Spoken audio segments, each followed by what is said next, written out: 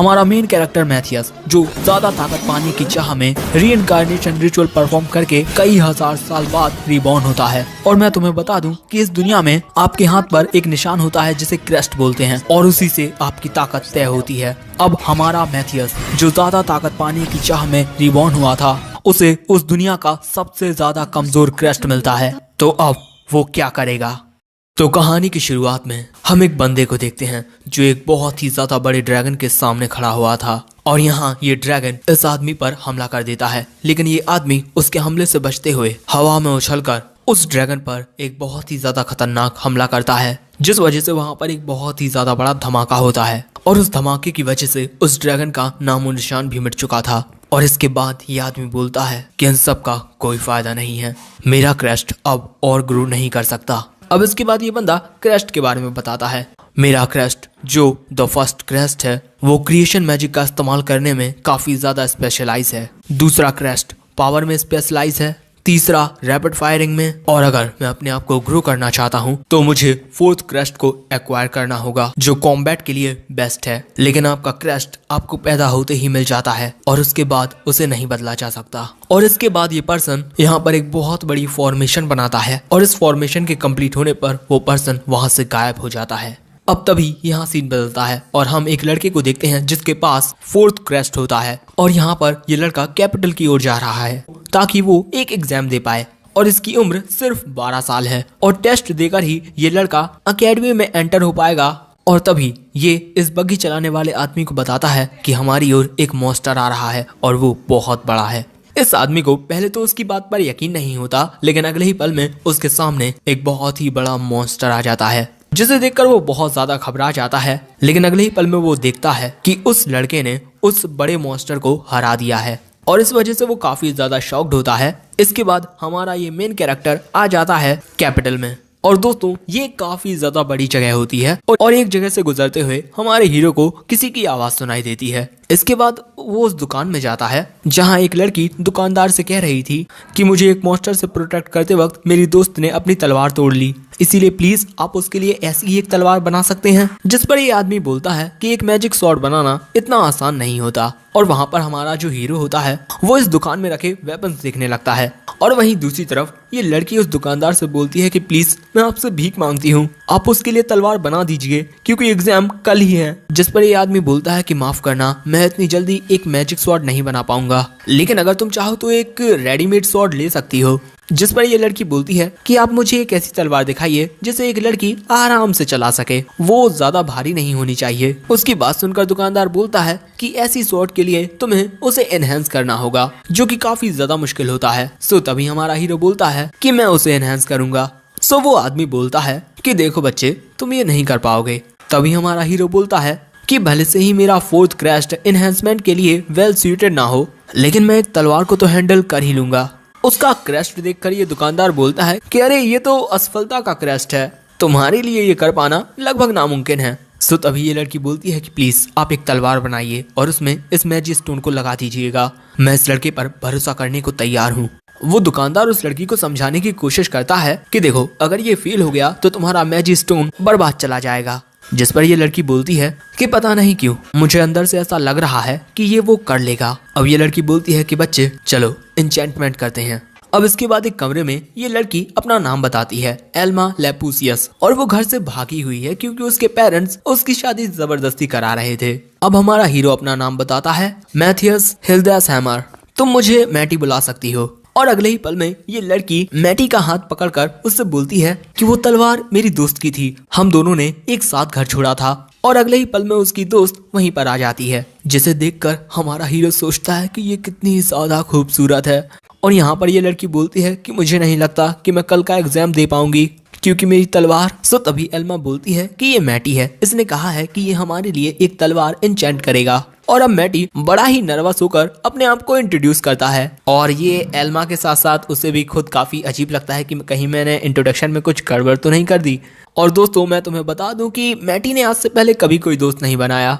और तभी ये लड़की भी काफी ज्यादा नर्वस होते हुए बताती है कि मेरा नाम ल्यूरी एबेंड्रॉथ है और मैं अभी तक बिल्कुल सिंगल हूँ, और अगर तुम चाहो तो तुम मुझे ल्यूरी बुला सकते हो। भाई ये तो कुछ किसी को समझ में नहीं आया। अब कुछ और बातचीत होने से पहले दुकानदार उन्हें बुला लेता है क्योंकि तलवार रेडी हो चुकी है और अब मैडी को एन्चेंटमेंट करनी है और ऐसा करने के लिए वो एल्मा से मैजी स्टोन मांगता है। अब इसके बाद मैटी उस तलवार में मैजिक स्टोन लगाते हुए हमें बताता है कि किसी मैजिक शॉट को बनाने के लिए आपको उसमें इनहेंस फोर्टिट्यूड एंड संडर स्टील को ऐड करना होता है। और अब मैटी एक फॉर्मेशन के साथ ये एन्चेंटमेंट कंप्लीट कर देता है और ये देखकर सभी हैरान हो जाते हैं कि इसने इतने जल्दी कैसे कर लिया। और वहाँ तलवार लेकर ल्यूरी बोलती है कि पहले मैं इसे ट्राई करूंगी ये देखने के लिए कि ये सच में एन्चेंट हुई है या नहीं। लेकिन तभी गलती से वहाँ पर रखी हुई टेबल उसके हाथ से कट जाती है और ये देखकर सभी शॉक्ड हो जाते हैं क्योंकि ये तलवार इतनी जल्दी एन्चेंट हो चुकी है। और यहाँ मैटी बताता है कि ये बस स्टैंडर्ड एन्चेंटमेंट है। और यहाँ पर ये दुकानदार बोलता है कि एक स्वॉर्ड को इतनी जल्दी एन्चेंट करना लगभग नामुमकिन है, लेकिन ये सब मेरी आंखों के सामने हुआ है, इसी वजह से अब मुझे समझ में आ गया है। और आगे जो दुकानदार बोलने वाला है वो काफी ज्यादा सीरियस होता है। वो बोलता है कि बच्चे तुम जरूर से एक एन्चेंटर बनना चाहते हो, है ना? मैटी साफ साफ मना कर देता है। और अब हमें एग्जाम का दिन दिखाया जाता है और यहाँ पर तलवारबाजी एंड कास्टिंग का टेस्ट लिया जाएगा। और यहाँ पर जो मैटी होता है वो अपनी तलवार को ही देख रहा था, लेकिन तभी उसके पास ल्यूरी आकर पूछती है कि तुम भी यहाँ पर एंट्रेंस एग्जाम देने के लिए आए हो? मैटी बोलता है हाँ। लेकिन तभी वहाँ पर एल्मा आती है जो काफी ज्यादा उदास थी क्योंकि अपने टेस्ट में वो पोर्शन सही से नहीं बना पाई थी। लेकिन वहाँ ल्यूरी एल्मा और मैटी से बोलती है कि हम सभी एक साथ टेस्ट पास करेंगे। अब इसके बाद हम ल्यूरी को देखते हैं जो एक लड़के के साथ ड्यूल कर रही थी और यहाँ लड़ते वक्त वो उस लड़के की तलवार को ही काट देती है। लेकिन शुरू में तो उस लड़के को इस बात का एहसास ही नहीं होता और जब तक उसे एहसास होता है ल्यूरी उसके गले के पास तलवार लगा चुकी थी। और दोस्तों यहाँ पर ल्यूरी जीत जाती है और इसके बाद ल्यूरी एल्मा और मैटी के पास जाकर बोलती है कि मैटी तुम्हारी एन्चेंट की हुई शॉट की वजह से मैं आज जीत पाई हूँ, इसके लिए शुक्रिया। और अब इसके बाद मैटी का नाम बुलाया जाता है और वहाँ ल्यूरी मैटी को ऑल द बेस्ट भी बोलती है। अब इसके बाद हम देखते हैं कि जिस पर्सन के साथ मैटी की फाइट होने वाली है वो पर्सन मैटी से बोलता है कि ल्यूरी अब एंड्रॉथ की स्वॉर्ड को एन्चेंट करने वाले तुम ही हो, है ना? जिस पर मैटी पूछता है कि हाँ, लेकिन तुम कौन हो? जिस पर ये आदमी बोलता है कि मैं कोई एग्जामिनर नहीं हूँ, लेकिन मैं तुमसे फाइट करूंगा। मैं देखना चाहता हूँ कि तुम्हारे पिता कास्टर ने तुम्हें क्या क्या सिखाया है और अगर तुम मुझे हराने में यहाँ पर कामयाब हो जाते हो तो मैं तुम्हारे पास होने की सिफारिश करूंगा, भले से ही तुम दूसरे टेस्ट में कैसा भी परफॉर्म क्यों ना करो। इसके बाद ये दोनों अपनी अपनी तलवारें निकाल लेते हैं और उस आदमी की पोजीशन देखकर मैटी सोचता है कि ये तो मुझे एक बच्चा समझकर काफी ज्यादा कम आंक रहा है, ये तो मेरी इंसल्ट हुई। अब इसके बाद मैटी उस आदमी की ओर दौड़ते हुए सोचता है कि इस टेस्ट का पर्पस है ये दिखाना कि आप क्या कर सकते हो। और वहाँ पर मैटी उस हमले को रोक लेता है जो इस आदमी ने किया था और ये देखकर ये आदमी काफी ज्यादा हैरान हो जाता है। उसके बाद मैटी एक और स्पेल कास्ट करके उस आदमी के साथ फाइट करने लगता है और कुछ देर बाद वो उसे हरा भी देता है। और दोस्तों captain of the knights order ग्यूल यहाँ हार चुके हैं और ये देखकर एल्मा और ल्यूरी काफी ज्यादा खुश होते हैं। अब इसके बाद नेक्स्ट एग्जाम में उन्हें निशाना लगाना है। सबसे पहले आती है ल्यूरी जिसे अपने फायर मैजिक से 5 टारगेट्स पर निशाना लगाना है। यहाँ पर ल्यूरी एक गहरी सांस लेकर अपना क्रेस्ट एक्टिवेट करती है और अपने फायर मैजिक से एक टारगेट को हिट कर देती है। और ये देखकर मैटी बोलता है इनकांटेड कास्टिंग, जैसा ये नाम है, ये स्पेल्स को कास्ट करने का एक तरीका है जिसमें पार्टिकुलर वर्ड्स का इस्तेमाल किया जाता है और इसका इस्तेमाल कोई भी कर सकता है, भले ही उसमें वो एबिलिटी हो या ना हो। लेकिन ये यूजर की मैजिक पावर पर काफी असर डालता है और कॉम्बैट के लिए इसका इस्तेमाल करना ज्यादा अच्छा नहीं होता। अब इसके बाद हम देखते हैं कि ल्यूरी 5 टारगेट्स को हिट कर चुकी थी और वहाँ उसका क्रेस्ट देखकर कुछ बच्चे बोलते हैं कि ये तो क्रेस्ट ऑफ ग्लोरी है, काश मैं उस क्रेस्ट के साथ पैदा हुआ होता। और यहाँ पर मैटी हमसे बोलता है कि आज के जमाने में पहला क्रेस्ट जो इनकांटेड कास्टिंग के लिए काफी ज्यादा कंपैटिबल है उसे क्रेस्ट ऑफ ग्लोरी का लेबल दिया गया है।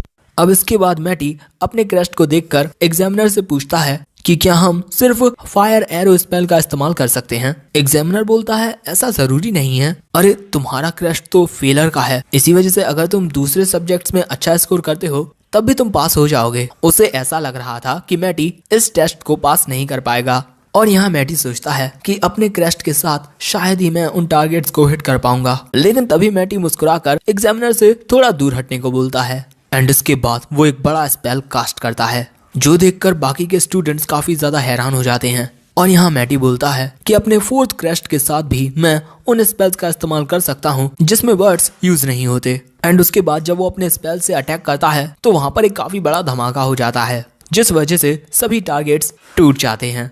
और मैटी ये देखकर बोलता है कि शायद से मैंने कुछ ज्यादा ही कर दिया। अब इसके बाद हम मैटी को देखते हैं जो अपनी यूनिफॉर्म पहने हुए था, और थोड़ी ही देर बाद उसके पास एल्मा और ल्यूरी आती हैं। लेकिन मैटी तो सिर्फ ल्यूरी को ही देख रहा था, और उन दोनों को इस तरीके से देखकर एल्मा पूछती है कि तुम दोनों को क्या हुआ, हाँ? सो तभी मैटी टॉपिक बदलते हुए बोलता है कि हमें जल्दी चलना चाहिए, ओपनिंग सेरेमनी शुरू होने वाली होगी। अब इसके बाद हम सभी बच्चों को सेरेमनी में देखते हैं। अब इसके बाद हम अकेडमी के हेडमास्टर एडवर्ड को देखते हैं, और उसे देखकर ना जाने क्यों मैटी के साथ साथ बाकी के जो स्टूडेंट्स थे वो भी हैरान थे। और यहाँ पर एडवर्ड बोलता है कि मुझे ज्यादा बोलना पसंद नहीं है, मैं बस बोलना चाहता हूँ कि भले से ही फर्स्ट अकेडमी के लिए फॉर्मेलिटी जरूरी हो, लेकिन यहाँ मेरी सेकंड अकेडमी में एबिलिटी ही सब कुछ है। और फर्स्ट अकेडमी की तरह हम लाइनेज और क्रेस्ट पर यकीन नहीं रखते, यहाँ पर आपकी स्किल्स ही मायने रखती हैं, ना कि आपके क्रेस्ट। और ऐसा कहने के बाद हेडमास्टर वहाँ से चले जाते हैं। लेकिन जाने से पहले वो बोलते हैं कि मैथियास हिल्डासीमर,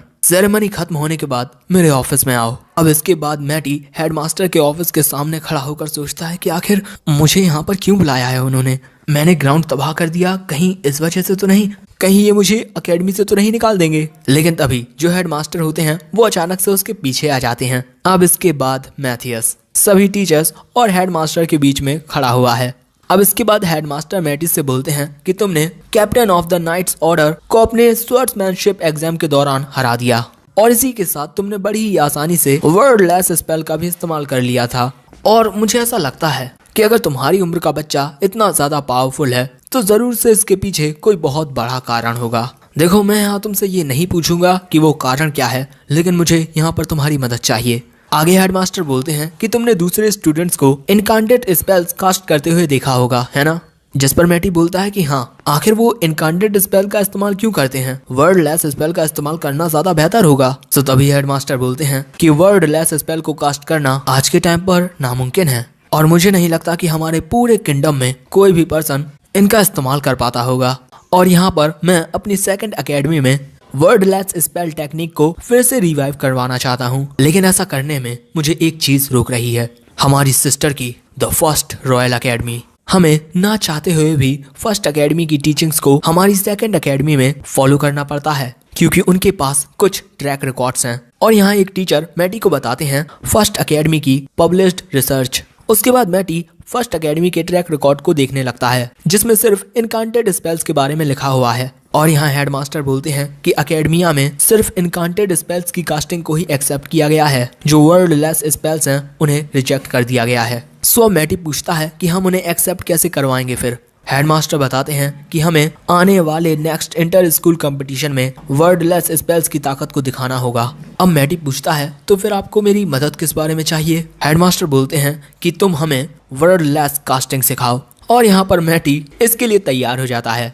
अब इसके बाद टीचर सभी बच्चों से बोलते हैं कि आज हम वर्डलेस स्पेल्स को कास्ट करना सीखेंगे। टीचर की बात सुनकर सभी बच्चे शॉक्ड हो जाते हैं। सो टीचर बोलते हैं कि आपको ये सब एक स्पेशल गेस्ट इंस्ट्रक्टर सिखाएगा। और जब मैटी वहाँ आता है तो बाकी बच्चे उसे देखकर बोलते हैं कि अरे ये तो वही है ना जिसने एंट्रेंस एग्जाम्स में टॉप किया है। अब इसके बाद टीचर बोलते हैं कि मैथियस, क्या तुम ये दिखा सकते हो कि वर्डलेस कास्टिंग किस तरह की जाती है? सो अब मैथियस अपने क्रेस्ट को एक्टिवेट करके हवा में उछल जाता है, और इसके बाद वो एक ही बार में 3 टारगेट्स को उड़ा देता है। और ये देखकर बच्चे बोलते हैं कि मैंने तो उसे कोई स्पेल पढ़ते हुए नहीं देखा, आखिर इसने बिना बोले एक स्पेल कास्ट कैसे कर लिया, और इसका क्रेस्ट तो असफलता का है। और तभी एक टीचर बोलते हैं कि मैथियस ही सिर्फ अकेला नहीं है जो वर्डलेस स्पेल्स को कास्ट कर सकता है। अब उसके बगल में जो गाइजल टीचर होते हैं वो सभी बच्चों को दिखाते हैं कि उन्होंने अपनी तलवार से वर्डलेस स्पेल को कास्ट करके एक टारगेट को उड़ा दिया। और अब वो सभी बच्चों को बताते हैं कि मैंने खुद ही ये एक दिन में सीखा है, इसी वजह से मैं इसका यूज करने में इतना अच्छा नहीं हूँ। अब इसके बाद सभी बच्चे प्रैक्टिस करने लगते हैं। इसके बाद एल्मा बोलती है कि मैटी देखो, मैं भी ये कर सकती हूँ। इसके बाद एल्मा मैटी को ये करके दिखाती है, और वो जिस तरीके से कास्टिंग कर रही थी उसे देखकर तो मैटी खुद ही हैरान हो जाता है। इसके बाद मैटी ल्यूरी के पास आकर उससे पूछता है कि कैसा हो रहा है तुम्हारा काम। ल्यूरी बताती है कि वो अब इसे धीरे धीरे फील करने लगी है, लेकिन उसकी जो बोलने की आदत है वो अभी भी नहीं गई है। और वहाँ सभी बच्चों को इस तरीके से प्रैक्टिस करते हुए देख ल्यूरी बोलती है कि मुझे तो ये समझ में नहीं आता कि आखिर हमने इनका इस्तेमाल करना क्यों बंद कर दिया था। उसकी बात सुनकर मैटी भी सोचता है कि आखिर वर्डलेस कास्टिंग को रिजेक्ट क्यों कर दिया गया होगा। अब इसके बाद मैटी ल्यूरी को उसका हाथ दिखाने को बोलता है और इसके बाद मैटी उसके हाथ पर अपना हाथ रख देता है, जो देखकर ल्यूरी शर्मा जाती है और मैटी भी शर्माते हुए बोलता है कि मैं ये अपना मैजिक तुम्हें ट्रांसफर करने के लिए कर रहा हूँ। इसके बाद मैटी एक स्पेल को कास्ट करके अपने मैजिक को ल्यूरी के अंदर ट्रांसफर करने लगता है। इस स्पेल का इस्तेमाल ज्यादातर एन्चेंटमेंट के लिए होता है, जिसके बाद ल्यूरी के अंदर भी पावर आ जाती है, जिसके बाद वो एक टारगेट को उड़ा देती है और इससे वो काफी खुश होती है। और इसके बाद मैटी सभी स्टूडेंट्स को वर्डलेस कास्टिंग सिखाता रहता है। अब इसके बाद हमें 1 महीने बाद का सीन दिखाया जाता है और अब शायद से कंपटीशन का वक्त आ गया है। और यहाँ ल्यूरी मैटी से बोलती है कि मैं उम्मीद करती हूँ कि इस साल कोई मैजिकल चूजन वन ना आया हो। उसकी बात सुनकर मैटी पूछता है कि आखिर ये क्या है। ल्यूरी बताती है कि इन्हें फर्स्ट एकेडमी का लीडर कहा जाता है, जो काफी ज्यादा स्ट्रांग होते हैं और जब कभी भी लगता है कि सेकंड एकेडमी जीतने वाली है तभी अचानक मैजिकल चूजन वन अपीयर हो जाता है। और तभी अचानक मैटी बोलता है कि शायद से एक यहीं पर है जो मुझसे 10 गुना ज्यादा ताकतवर है। उसकी बात सुनकर ये दोनों काफी ज्यादा हैरान हो जाती हैं और बोलती हैं कि तुमसे 10 गुना ज्यादा ताकतवर, ये तो डीमन लेवल पावर है। उसकी बात सुनकर मैटी पूछता है कि डीमंस और ह्यूमंस एक दूसरे के दुश्मन होते हैं, है ना। ल्यूरी बोलती है कि हाँ, डीमंस इंसानियत के सबसे बड़े दुश्मन हैं और यहाँ तक कि जो कोड मैजिशियंस होते हैं वो भी एक साथ मिलकर एक डीमन को नहीं हरा सकते। वैसे तुमने ये क्यों पूछा। मैटी बोलता है कि मैं तो बस जानना चाहता था। अब इसके बाद मैटी रिंग की ओर जाते हुए सोचता है कि डीमंस वो इस एरा में भी हैं। और यहाँ पर मैटी का क्रेस्ट देखकर उसका जो ओपोनेंट होता है वो हंसते हुए बोलता है कि अरे ये तो असफलता का क्रेस्ट है, ये चिरकुट मुझे हराने आया है। और वहीं फर्स्ट एकेडमी का एक टीचर उनके हेडमास्टर से बोलता है कि शायद से सेकंड एकेडमी ने तो इस बार अपने आप ही हार मान ली। हेडमास्टर बोलता है कि इस बार हम 65वीं बार लगातार जीतेंगे। वहीं सेकंड एकेडमी के हेडमास्टर एल्मा और ल्यूरी की निगाहें मैटी पर ही टिकी हुई थी। और यहाँ मैटी का ओपोनेंट बोलता है कि शायद से तुम मेरे क्रेस्ट ऑफ ग्लोरी से डर गए हो बच्चे। और उसकी बात सुनकर मैटी सोचता है कि जैसा मैंने सोचा था, ये इंसान नहीं है, ये एक डीमन है। ये यहाँ पर अपनी असली फॉर्म को छुपाने के लिए एक डिस्गाइज स्पेल का इस्तेमाल कर रहा है और ये इंसानों के बीच रहने के लिए एक फेक क्रेस्ट का भी इस्तेमाल कर रहा है। अब इसके बाद उनका मैच स्टार्ट हो जाता है और वहाँ फर्स्ट एकेडमी के 2 स्टूडेंट एक साथ मैटी पर हमला करते हैं, लेकिन उनके स्पेल कास्ट करने से पहले ही मैटी अपना वर्डलेस स्पेल कास्ट करके वहाँ पर एक धमाका कर देता है, जिससे ये दोनों स्टूडेंट हार जाते हैं। लेकिन ये जो डीमन होता है वो बच जाता है और इसके बाद ये डीमन भी वहाँ पर अपने स्पेल का कास्ट करता है, लेकिन लोगों को दिखाने के लिए वो वहाँ पर मंत्र भी पढ़ने लगता है, जो देखकर मैटी सोचता है पकड़ लिया, इसने पूरा मंत्र पढ़े बिना ही एक स्पेल कास्ट कर लिया था। और ये देखकर तो फर्स्ट एकेडमी के लोग भी काफी ज्यादा हैरान हो जाते हैं। अब इसके बाद मैटी अपनी तलवार निकालकर उस डीमन पर हमला करने के लिए उसकी ओर जाता है और बोलता है कि एक डीमन का वीक पॉइंट उसका सिर होता है, लेकिन वो डीमन मैटी के इस हमले को डॉच कर देता है एंड हवा में उड़ते हुए मैटी पर फायर अटैक करता है। एंड इसके बाद वो दोनों तलवारों से फाइट करने लगते हैं और यहाँ इस डीमन से लड़ते हुए मैटी सोचता है कि अब मैं समझा, डीमंस ने ही वर्डलेस कास्टिंग को डिक्लाइन किया है, क्योंकि डीमंस नहीं चाहते कि इंसान पावरफुल मैजिक का इस्तेमाल करना सीखें। डीमंस ने काफी पहले फर्स्ट एकेडमी पर कब्जा कर लिया होगा एंड इसके बाद उन्होंने ही 4th क्रेस्ट को असफलता का क्रेस्ट डिक्लेयर कर दिया। अब इसके बाद मैटी अपनी तलवार से एक स्पेल कास्ट कर लेता है, जो देखकर ये डीमन मैटी पर हमला करने के लिए जाता है और वहाँ पर अपनी फायर से उस पर हमला भी करता है, लेकिन मैटी उसके पूरे फायर अटैक को वहाँ पर खत्म कर देता है, जो देखकर ये डीमन खुद भी काफी ज्यादा हैरान हो जाता है। एंड इसके बाद मैटी अपनी तलवार से इसको घायल कर देता है, जिसकी वजह से ये डीमन अपनी ट्रू फॉर्म में आ जाता है और बोलता है तुमने मुझे पहचान लिया। मैटी बोलता है हाँ, तुम्हारी मैजिक पावर से। और सभी लोग उसे देखकर बोलते हैं कि अरे ये तो एक डेविल है, आखिर यहाँ पर ये क्या हो रहा है। और ये देखकर फर्स्ट एकेडमी के हेडमास्टर और जो टीचर है वो दोनों ही हैरान हो जाते हैं कि उनका स्टूडेंट डेविलस एक डीमन है। और तभी सेकंड एकेडमी के हेडमास्टर बोलते हैं कि जल्दी से पैलेस को कांटेक्ट करो। और ये सब देखकर वो डीमन भी खुद काफी ज्यादा परेशान हो जाता है और इसके बाद वो मैटी पर एक बहुत ही ज्यादा खतरनाक फायर अटैक करता है, लेकिन मैटी बड़े ही आराम से उस अटैक को रिफ्लेक्ट कर देता है और जब वो डीमन वहां से भागने की कोशिश करता है, जो देखकर मैटी सोचता है कि मुझे इसे रोकना होगा। और इसके बाद मैटी अपनी तलवार की एन्चेंटमेंट को बढ़ाकर उस डीमन को उड़ने से रोक लेता है एंड उसके बाद उस डीमन पर एक हमला करके उसे हरा देता है, जिसमें मैटी की तलवार टूट जाती है। लेकिन वो डीमन को हरा चुका था। और इसके बाद मैटी बोलता है, और अब मैटी सोचता है कि मुझे तो ऐसा लगा था कि मैं अपनी पुरानी जिंदगी में सभी डीमंस को खत्म कर चुका हूँ। मेरी पुरानी जिंदगी जब मैं एक सेज था और लोग मुझे गायोस द सेज के नाम से जानते थे। यानी कि दोस्तों, हमारा मेन कैरेक्टर फिर से रिबॉर्न हुआ है। तो आगे मैटी हमें बताता है कि ज्यादा पावर पाने के लिए मैंने खुद का रीइंकार्नेशन रिचुअल किया और कई हजार सालों के बाद मैं हिल्डा सीमर फैमिली के तीसरे बेटे मैथियस के रूप में रिबॉर्न हुआ। और उसके कुछ टाइम बाद मैंने अपनी पास्ट लाइफ की सारी मेमोरीज भी रिगेन कर ली। और अब मैंने अपने आप को एक ऐसी दुनिया में पाया जहां सबसे ताकतवर क्रेस्ट को सबसे ज्यादा वीक डिक्लेयर कर दिया गया है। और आज के टाइम पर वर्डलेस स्पेल को कास्ट करना रिजेक्टेड है। अब इसे देखते हैं। और यहाँ पर जो ल्यूरी होती है वो आते ही मैटी को गले लगा लेती है और बोलती है कि मैं बहुत खुश हूँ कि तुम बिल्कुल सेफ हो। लेकिन तभी एल्मा वहां आकर बोलती है कि ल्यूरी, तुम्हें पता तो है ना कि तुम क्या कर रही हो। और इसके बाद ल्यूरी काफी ज्यादा शर्मा जाती है। अब इसके बाद हमें पैलेस का सीन दिखाया जाता है जहाँ पर हेडमास्टर और मैटी महाराज से मिलने आए थे। यहाँ मैटी बोलता है कि एक डीमन को हराना इतनी बड़ी बात थोड़ी है। सो हेडमास्टर बोलते हैं कि इतिहास में आज से पहले किसी ने भी एक डीमन को अकेले नहीं हराया है। उसकी बात सुनकर मैटी हैरान हो जाता है। और इसके बाद हम देखते हैं कि हेडमास्टर और मैटी दोनों ही महाराज के सामने झुके हुए हैं। और यहाँ महाराज पूछते हैं कि क्या ये वही लड़का है। हेडमास्टर बोलते हैं हाँ, इसका नाम मैथियास है। और यहाँ मैटी अपना पूरा नाम बताता है, मैथियास हिल्डेसहीमर। और अब किंग बोलते हैं कि मैं इस बात से काफी ज्यादा इम्प्रेस हूँ कि तुमने एक डीमन को हराया है और साधारण हालातों में मैं तुम्हारी जीत की खबर पूरे किंगडम में फैलाता और इसी के साथ तुम्हें एक जागीर देता। राजा की बात सुनकर मैटी मन में सोचता है कि नहीं नहीं नहीं, मैं ज्यादा ताकतवर होने के लिए रीइंकार्नेट हुआ हूँ, ना कि कोई जागीर संभालने के लिए। लेकिन तभी किंग बोलते हैं कि अगर हमने ये सब पब्लिक कर दिया तो सभी को ये पता चल जाएगा कि हमारी रैंक्स में डीमंस हैं। इसी वजह से बुरा मत मानना बच्चे। मैटी बोलता है बिल्कुल भी नहीं महाराज। तभी किंग बोलता है कि तुम्हारे रिवॉर्ड के रूप में मैं एक डबल एन्चेंटेड मैजिक स्वॉर्ड दूंगा।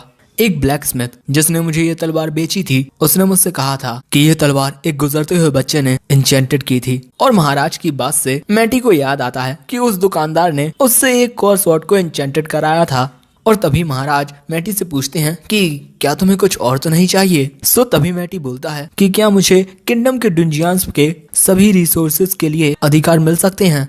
तभी महाराज बोलते हैं तुम्हारा मतलब उनमें मिलने वाले और उनके मॉन्स्टर्स। मैटी बोलता है हाँ। और अब मैटी बताता है कि डुंजियंस एक किंगडम के सबसे बड़े एसेट होते हैं। मेरी पिछली जिंदगी में डुंजियंस को लेकर दो किंगडम्स के बीच युद्ध हो जाया करते थे, लेकिन आज के जमाने में डुंजियंस में जो चीजें मिलती हैं उनके बारे में लोगों को ज्यादा नॉलेज नहीं होती। और यहाँ पर जो महाराज होते हैं वो मैटी की रिक्वेस्ट मान लेते हैं और इसके लिए मैटी महाराज का शुक्रिया अदा करता है। इसके बाद महाराज मैटी से पूछते हैं द 4 मैजिकल चूजन वंस जो एक टाइम पर इस किंगडम में प्रेजेंट थे, अब वो सभी गायब हो चुके हैं। और इसमें एनहार्ड जो कि मेजेस का ऐसा करने में लगभग 3 महीने लग जाएंगे। उसकी बात सुनकर राजा बोलते हैं कि ये तो बहुत कम वक्त है। सो तभी मैटी बोलता है कि महाराज उनके हमला करने से पहले हमें हमारे किंगडम को एक बैरियर से ढकना होगा और ऐसा करने के लिए हम एक डिवाइन क्लास आर्टिफैक्ट का इस्तेमाल कर सकते हैं जो परमानेंटली उस बैरियर को बनाए रखेगा। और अगर सारे सेकंड एकेडमी के स्टूडेंट्स एक साथ काम करेंगे तो वो ये सारा काम 1 महीने में ही कर लेंगे। और उसके बाद बचे हुए टाइम में हम स्टूडेंट्स को वर्डलेस मैजिक सिखाना फिर से कंटिन्यू कर देंगे। और यहाँ राजा बोलते हैं कि तुमने एक डीमन को अकेले हराया है, इसी वजह से हमें तुम पर यकीन करना होगा। मैथियस हिल्डेसहाइमर, डीमंस के खिलाफ होने वाली फाइट में मैं तुम्हें लीडर बनाता हूँ। अब इसके बाद हम मैथियस को एक कमरे में देखते हैं जहाँ पर बहुत सारे आर्टिफैक्ट्स रखे हुए थे। और यहाँ एक सोल्जर उससे बोलता है कि महाराज के आदेश अनुसार आप जो चाहे ले सकते हैं यहाँ से बैरियर बनाने के लिए। और यहाँ चीजें देखते हुए मैटी बताता है कि बैरियर बनाने के लिए उसे जो मैजिस्टोन, मिथरिल और ओरिचेलकम चाहिए होंगे वो उसे डुंजियान में ही मिलेंगे। और तभी मैटी को एक तलवार दिखती है और यहाँ सोल्जर बताता है कि ये उन्हें एक एंशिएंट र्यून में मिली थी और इसका इस्तेमाल करना किसी को भी नहीं आता। अब मैटी उस मैजिक स्वॉर्ड को एनालाइज करते हुए सोचता है कि इसके पैटर्न, ये मैजिक स्वॉर्ड मैंने अपनी पास्ट लाइफ में बनाई थी। और अब यहाँ पर मैटी उस सोल्जर से बोलता है कि वो ये तलवार लेगा और उसके बाद वो सोचता है कि ये ओरिचेलकम से ज्यादा टफ है, ये बैरियर का कोर बनाने के लिए परफेक्ट है। एंड इसके बाद मैटी एक पेंडेंट भी ले लेता है और ये पेंडेंट भी उसने अपनी पास्ट लाइफ में बनाया था। ये उन गेन्स को बढ़ा देता है जो आपको एक्सपीरियंस पॉइंट के जरिए मिलते हैं। अब इसके बाद हम देखते हैं कि स्टूडेंट्स वर्डलेस कास्टिंग की प्रैक्टिस कर रहे थे और ये देखकर मैटी काफी खुश होता है कि शुरू की चीजें ये सब काफी जल्दी सीख रहे हैं, लेकिन आगे सीखने में इन्हें थोड़ा वक्त लगेगा। और इसके अलावा मुझे अपने आप को भी काफी ज्यादा स्ट्रॉन्ग बनाने की जरूरत है और इसीलिए मैं उनके साथ मिलकर काम करूंगा। तभी एल्मा और ल्यूरी उसके पास आकर बोलते हैं कि हेडमास्टर ने हमें बताया कि तुम किंगडम को प्रोटेक्ट करने के लिए एक बैरियर बना रहे हो। मैटी बोलता है हाँ, और इसके अलावा वो एक डुंजियान में भी जाने वाला है जरूरी मटेरियल्स को कलेक्ट करने के लिए। उसकी बात सुनकर ये दोनों हैरान हो जाती हैं और उनकी हैरानी देखकर मैटी सोचता है कि अरे हाँ, वैसे डुंजियान में एक पार्टी के साथ जाना काफी ज्यादा बेहतर होगा। और अब इसके बाद मैटी काफी ज्यादा हिचकिचाहट के साथ मतलब शर्माते हुए ल्यूरी और एल्मा से पूछता है कि क्या वो उसकी पार्टी बनेंगे। उसकी बात सुनकर एल्मा और ल्यूरी बोलती हैं मतलब तुम्हारे साथ डुंजियान में जाना है ना। और इसके बाद वो दोनों एक दूसरे की तरफ देखने लगती हैं और इसके बाद वो दोनों बोलती हैं कि अगर हम तुम्हारे साथ डुंजियान में जाएंगे तो उसकी वजह से तुम्हें कोई दिक्कत तो नहीं होगी क्योंकि हम इतने ज्यादा ताकतवर नहीं हैं। और एल्मा को तो सही से तलवार चलाना भी नहीं आता, लेकिन वो धनुष बहुत अच्छा चलाती है। जिस पर एल्मा बोलती है कि हाँ, मुझे वो अच्छे से चलाना तो आता है, लेकिन मुझसे कहा गया है कि कॉम्बैट में उनका इस्तेमाल करना काफी ज्यादा बुरा होता है। उनकी बातें सुनकर मैटी एक गहरी सांस लेता है और उनसे बोलता है कि धनुष मैजिकल कॉम्बैट में बहुत ज्यादा अच्छे होते हैं। अब इसके बाद मैटी एल्मा को एक धनुष चलाकर दिखाता है और यहाँ मैटी का तीर इतनी फोर्स के साथ टारगेट में लगता है कि तुम खुद देख सकते हो। और यहाँ पर मैटी ने तीर को मैजिक के साथ इन्फ्यूज कर दिया था और इसके बारे में मैटी एल्मा को बताता है कि ये एक सिंपल मैजिक एन्चेंट है। अब उसकी बात सुनकर एल्मा बोलती है कि शायद से मैं तुम जैसा नहीं कर पाऊंगी। सो मैटी बोलता है कि मुझे पूरा यकीन है तुम कर लोगी और इसके अलावा तुम्हारे पास क्रेस्ट ऑफ स्टैंडर्ड है। अब मैटी की बात सुनकर एल्मा में थोड़ी हिम्मत आती है और वो उसकी पार्टी ज्वाइन करने के लिए रेडी हो जाती है। लेकिन तभी ल्यूरी बीच में आकर मैटी से पूछती है कि तुमने अभी कहा कि वो एक एन्चेंटमेंट थी। मैटी बताता है हाँ, मैंने तीर में मैजिकल पावर को इन्फ्यूज कर दिया था। ल्यूरी पूछती है कि क्या वो भी ऐसा कर सकती है। सो मैटी ल्यूरी से पूछता है कि क्या उसे एन्चेंटमेंट्स कास्ट करना पसंद है। ल्यूरी बोलती है हाँ। अब इसके बाद ल्यूरी मैटी के और भी करीब आकर बोलती है कि अगर मैं इक्विपमेंट में मैजिकल पावर इन्फ्यूज कर दूंगी तो मुझे लड़ने की जरूरत नहीं होगी। और अब यहाँ पर मैटी भी बोलता है कि हाँ, वैसे तुम्हारा जो क्रेस्ट है वो एन्चेंटमेंट्स के लिए ज्यादा बेहतर है, ना कि कॉम्बैट के लिए। उसकी बात सुनकर ल्यूरी काफी ज्यादा खुश हो जाती है और मैटी का हाथ पकड़कर बोलती है कि मैं भी तुम्हारी पार्टी ज्वाइन करूंगी। और ऐसा कहते वक्त वो मैटी के बहुत ज्यादा करीब आ जाती है। लेकिन अगले ही पल में जब ल्यूरी को एहसास होता है कि वो कितना ज्यादा करीब थी तो वो फिर से काफी ज्यादा शर्मा जाती है। और अब एल्मा और ल्यूरी के साथ मैटी हो जाता है तैयार जाने के लिए। अब आगे मैटी बोलता है कि वो अपने फोर्थ क्रेस्ट के साथ फ्रंट लाइन संभाल लेगा और उसी टाइम पर एल्मा मेरे पीछे सब संभाल लेगी और ल्यूरी अपने फर्स्ट क्रेस्ट के साथ हमें सपोर्ट करेगी। अब मैटी उन दोनों से बोलता है कि चलो एक डुंजियान में चलते हैं। अब इसके बाद वो एक डुंजियान में आते हैं जो उनकी एकेडमी के नीचे है। अंदर आते हुए मैटी बोलता है कि इस फ्लोर पर हमें जो मॉन्स्टर मिलेंगे वो इतने ज्यादा ताकतवर नहीं होंगे। लेकिन तभी अचानक मैटी एक दूसरी ओर भागकर चला जाता है और उसके बाद जब वो आता है तो उसके हाथ में एक मॉन्स्टर होता है जिसे देखकर दोनों लड़कियां घबरा जाती हैं। सो मैटी बोलता है कि मैं तुम्हें डराना नहीं चाहता था, हम इसका इस्तेमाल प्रैक्टिस के लिए कर सकते हैं। अब इसके बाद मैटी एल्मा से बोलता है कि इस पर अपने तीर से निशाना लगाओ। सो एल्मा बोलती है कि मुझे नहीं लगता कि एक तीर इसके शेल को तोड़ पाएगा। सो मैटी बोलता है कि जिस तरीके से तुम एक स्पेल कास्ट करती हो उसी तरीके से अपनी मैजिक पावर को अपने एरो में डालने की कोशिश करो। और एल्मा बिल्कुल सेम करती है और जब वो अपना तीर छोड़ती है तो उसका निशाना बिल्कुल गलत जगह लगता है। लेकिन यहाँ पर वो अपने तीर को मैजिक पावर के साथ इन्फ्यूज करने में कामयाब हो गई है। अब इसके बाद मैटी एल्मा को फिर से ट्राई करने को बोलता है। अब एल्मा फिर से एक और तीर लगा लेती है निशाने पर और यहाँ मैटी बोलता है कि अपने और उस तीर के बीच में एक कनेक्शन महसूस करो। और ऐसा करने के बाद एल्मा उस तीर को छोड़ देती है। लेकिन तभी वो मॉन्स्टर नीचे गिर जाता है, बट वो तीर अपनी डायरेक्शन बदलकर उसी मॉन्स्टर में लगता है और ये देखकर ये लड़कियां हैरान हो जाती हैं। सो मैटी इसका रीजन बताता है कि उस तीर को मैजिकल पावर के जरिए उसका निशाना दिखा दिया गया था और अब तुम इसकी प्रैक्टिस तब तक करती रहो जब तक तुम एक शॉट से दो मॉन्स्टर को मार ना दो। अब मैटी की बात मानकर एल्मा मॉन्स्टर ढूंढने के लिए निकल पड़ती है और यहाँ मैटी बोलता है कि जब तुम एक मॉन्स्टर को मार दोगी तो तुम्हें उससे मैजिक स्टोन मिलेगा, उसे ले लेना क्योंकि वो बैरियर बनाने में हमारे काफी काम आएगा। और अगले ही पल में ल्यूरी काफी ज्यादा एक्साइटेड होकर मैटी के करीब आ जाती है क्योंकि वो एन्चेंटमेंट में काफी ज्यादा इंटरेस्टेड हो गई है। सो मैटी बोलता है कि ये बाद में, पहले हम अपना काम कर लें। सो ल्यूरी उदास हो जाती है, जिस पर मैटी समझाता है कि ये तुम्हारी एन्चेंटमेंट सीखने का ही एक हिस्सा है। जो बात सुनकर ल्यूरी फिर से बहुत ज्यादा एक्साइटेड हो जाती है। अब इसके बाद आगे बढ़ते हुए मैटी ल्यूरी को बोलता है कि अगर तुम एन्चेंटमेंट को सीखना चाहती हो तो तुम्हें कोई ऐसी चीज चाहिए होगी जिस पर तुम अपने एन्चेंटमेंट स्पेल की प्रैक्टिस कर पाओ। जिस पर ल्यूरी बोलती है कि इसमें तो मुझे कई साल लग जाएंगे। सो मैटी बोलता है कि नहीं, हमें तो सिर्फ इन पर प्रैक्टिस करनी है, इसी वजह से इसमें ज्यादा वक्त नहीं लगेगा। अब इसके बाद मैटी एक दीवार के सामने आकर उस पर अपना हाथ लगाता है और एक मंत्र पढ़ता है, ब्रिटल शैटर, जिसके बाद पूरी वॉल टूट जाती है। अब इसके बाद मैटी एक पत्थर का टुकड़ा ल्यूरी को दिखाते हुए बोलता है कि ये क्रूड डुंजियान ओर है और हमें वेपन्स बनाने के लिए इसको रिफाइन करने की जरूरत होगी। अब इसके बाद उन दोनों के बीच एक छोटी सी बातचीत होती है और अब मैटी उस पत्थर को रिफाइन करने लगता है। वो एक छोटी सी फॉर्मेशन बनाता है इसको रिफाइन करने के लिए, और इस फॉर्मेशन की एक प्रोसेस होती है जिसे उसे बार बार करना होगा। और ऐसा करने पर ल्यूरी को pure clusters of iron and mithril मिलते हैं। और वहां पर जिस तरीके से ल्यूरी मुस्कुरा रही थी, वो मुस्कुराहट मैटी के दिल में छप जाती है। और वहां ल्यूरी पूछती है कि क्या अब हम इनका इस्तेमाल वेपन बनाने के लिए करेंगे। जिस पर मैटी बोलता है कि चलो देखते हैं कि तुम कितनी जल्दी एक वेपन बनाकर उसे एन्चेंट कर पाओगी। वहीं दूसरी तरफ हम एल्मा को देखते हैं, जो एक ही शॉट में 3 मॉन्स्टर्स को ठिकाने लगाना सीख चुकी है और इससे उसे 3 मैजिक स्टोन मिलते हैं। अब इसके बाद वो वापस ल्यूरी एक तलवार से एक डुंजियान वॉल को तोड़ देती है और उसने इस स्वॉर्ड को इंचेंट किया है, लेकिन उसे कुछ समझ में नहीं आता कि ये लोग कर क्या रहे हैं। अब इसके बाद हम देखते हैं कि एल्मा कुछ इक्विपमेंट पहने हुए हैं जो ल्यूरी ने बनाए हैं, और ये देखकर एल्मा बोलती है कि तुम इतनी जल्दी सीख गई ल्यूरी। जिस पर ल्यूरी बोलती है क्योंकि मैटी बहुत ही अच्छा टीचर है। और अब यहाँ मैटी बोलता है कि आज हम लोग 10वें फ्लोर तक जाएंगे और हम इसका यूज एक टेस्ट के रूप में करेंगे, ये देखने के लिए कि तुम दोनों कितना सीखे हो। वो दोनों भी जाने के लिए राजी हो जाती हैं। अब वो लोग अगले फ्लोर पर आते हैं जो पिछले फ्लोर से बिल्कुल अलग होता है, और तभी उन्हें अपने सामने बहुत सारे स्नेल मॉन्स्टर्स दिखते हैं। सो वहाँ ल्यूरी पहले उन पर फायर अटैक करती है, जिससे उन्हें कुछ भी नहीं होता। सो अब एल्मा उन पर अपने एरो से अटैक करती है, और क्योंकि वो एरो मैजिकल पावर से इन्फ्यूज थे, इसी वजह से वो फट जाते हैं और वो मॉन्स्टर खत्म हो जाते हैं। और ये देखकर सभी काफी खुश होते हैं। अब इसके कुछ देर बाद उनके सामने एक सीपी वाला मॉन्स्टर आता है, जिस पर एल्मा हमला करती है, लेकिन उसके शेल की वजह से उसे कुछ भी नहीं होता। सो तभी ल्यूरी अपनी एन्चेंटमेंट का इस्तेमाल करके एक पत्थर को तीर में बदल देती है, और इन तीनों तीरों से एल्मा उस मॉन्स्टर पर एक साथ हमला करती है, जिससे वो मॉन्स्टर ब्लास्ट हो जाता है।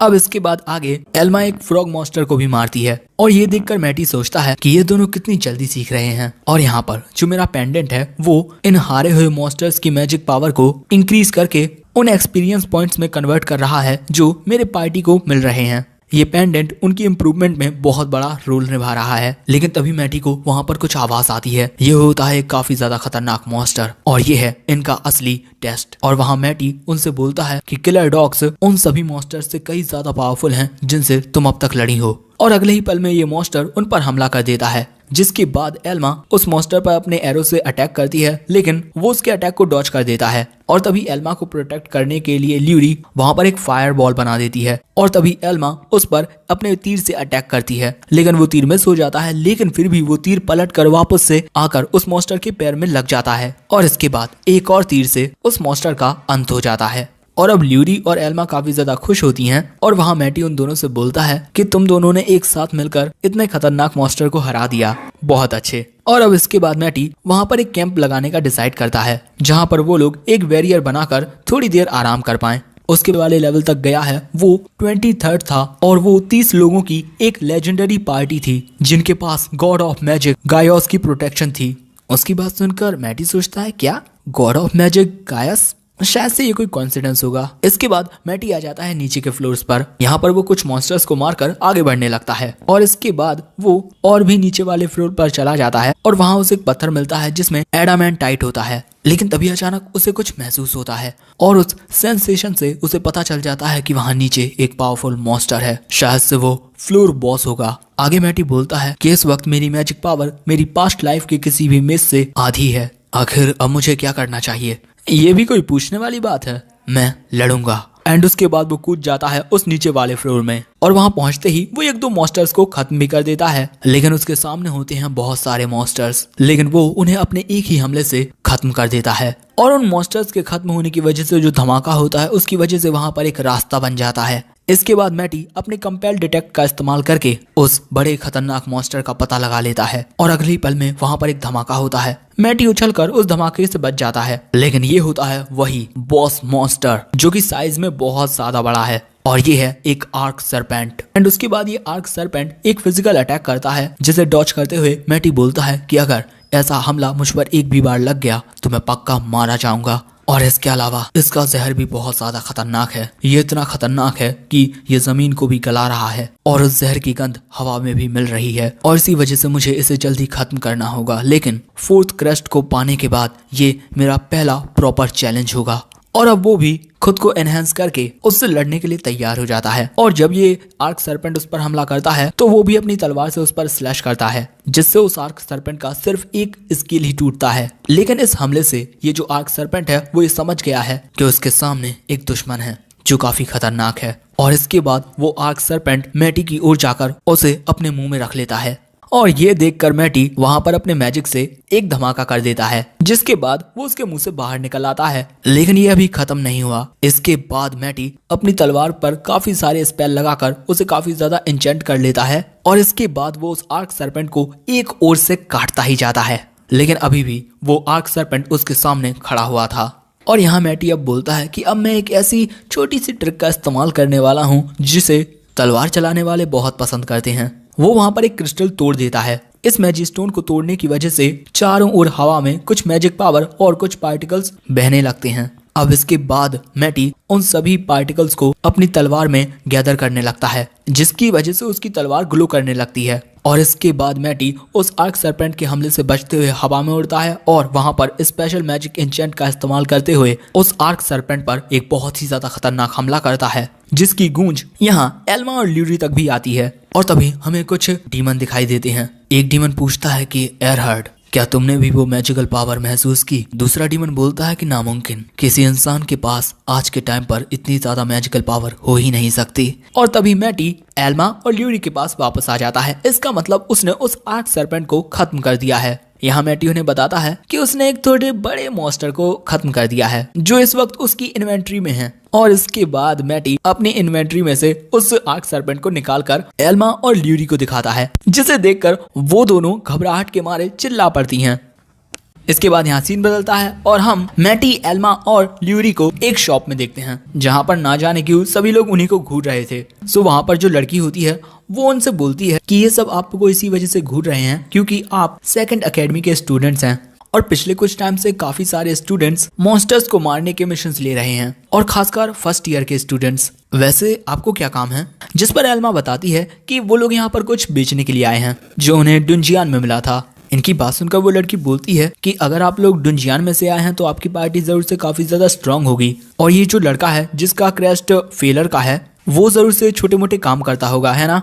सो अगले ही पल में जो मैटी होता है वो अपनी इन्वेंट्री खोलकर उसमें से आर्क सरपेंट का सिर बाहर निकाल देता है, जो देखकर ये लड़की घबराहट के मारे चिल्ला पड़ती है। अब इसके बाद यहाँ सीन बदलता है और ये लड़की बोलती है कि स्टोरेज स्पेल, मैंने सिर्फ इसकी अफवाहें सुनी हैं लेकिन कभी इसे देखा नहीं था। अब इसके बाद ये लड़की पूछती है कि क्या आप यही बेचना चाहते हैं? सो तभी मैटी अपनी इन्वेंट्री में से एक बड़ा लेवल पर हो, तुम दोनों उससे अच्छे से फाइट कर पाओगी। और इसके अलावा मेरे पास एक प्लान है, जब तक मैं उस ताकतवर वाले डीमन को हराऊं तब तक तुम दोनों को मेरे लिए बस वक्त निकालना है। हमें उन डीमंस को अकेडमी में पहुंचने से पहले रोकना होगा।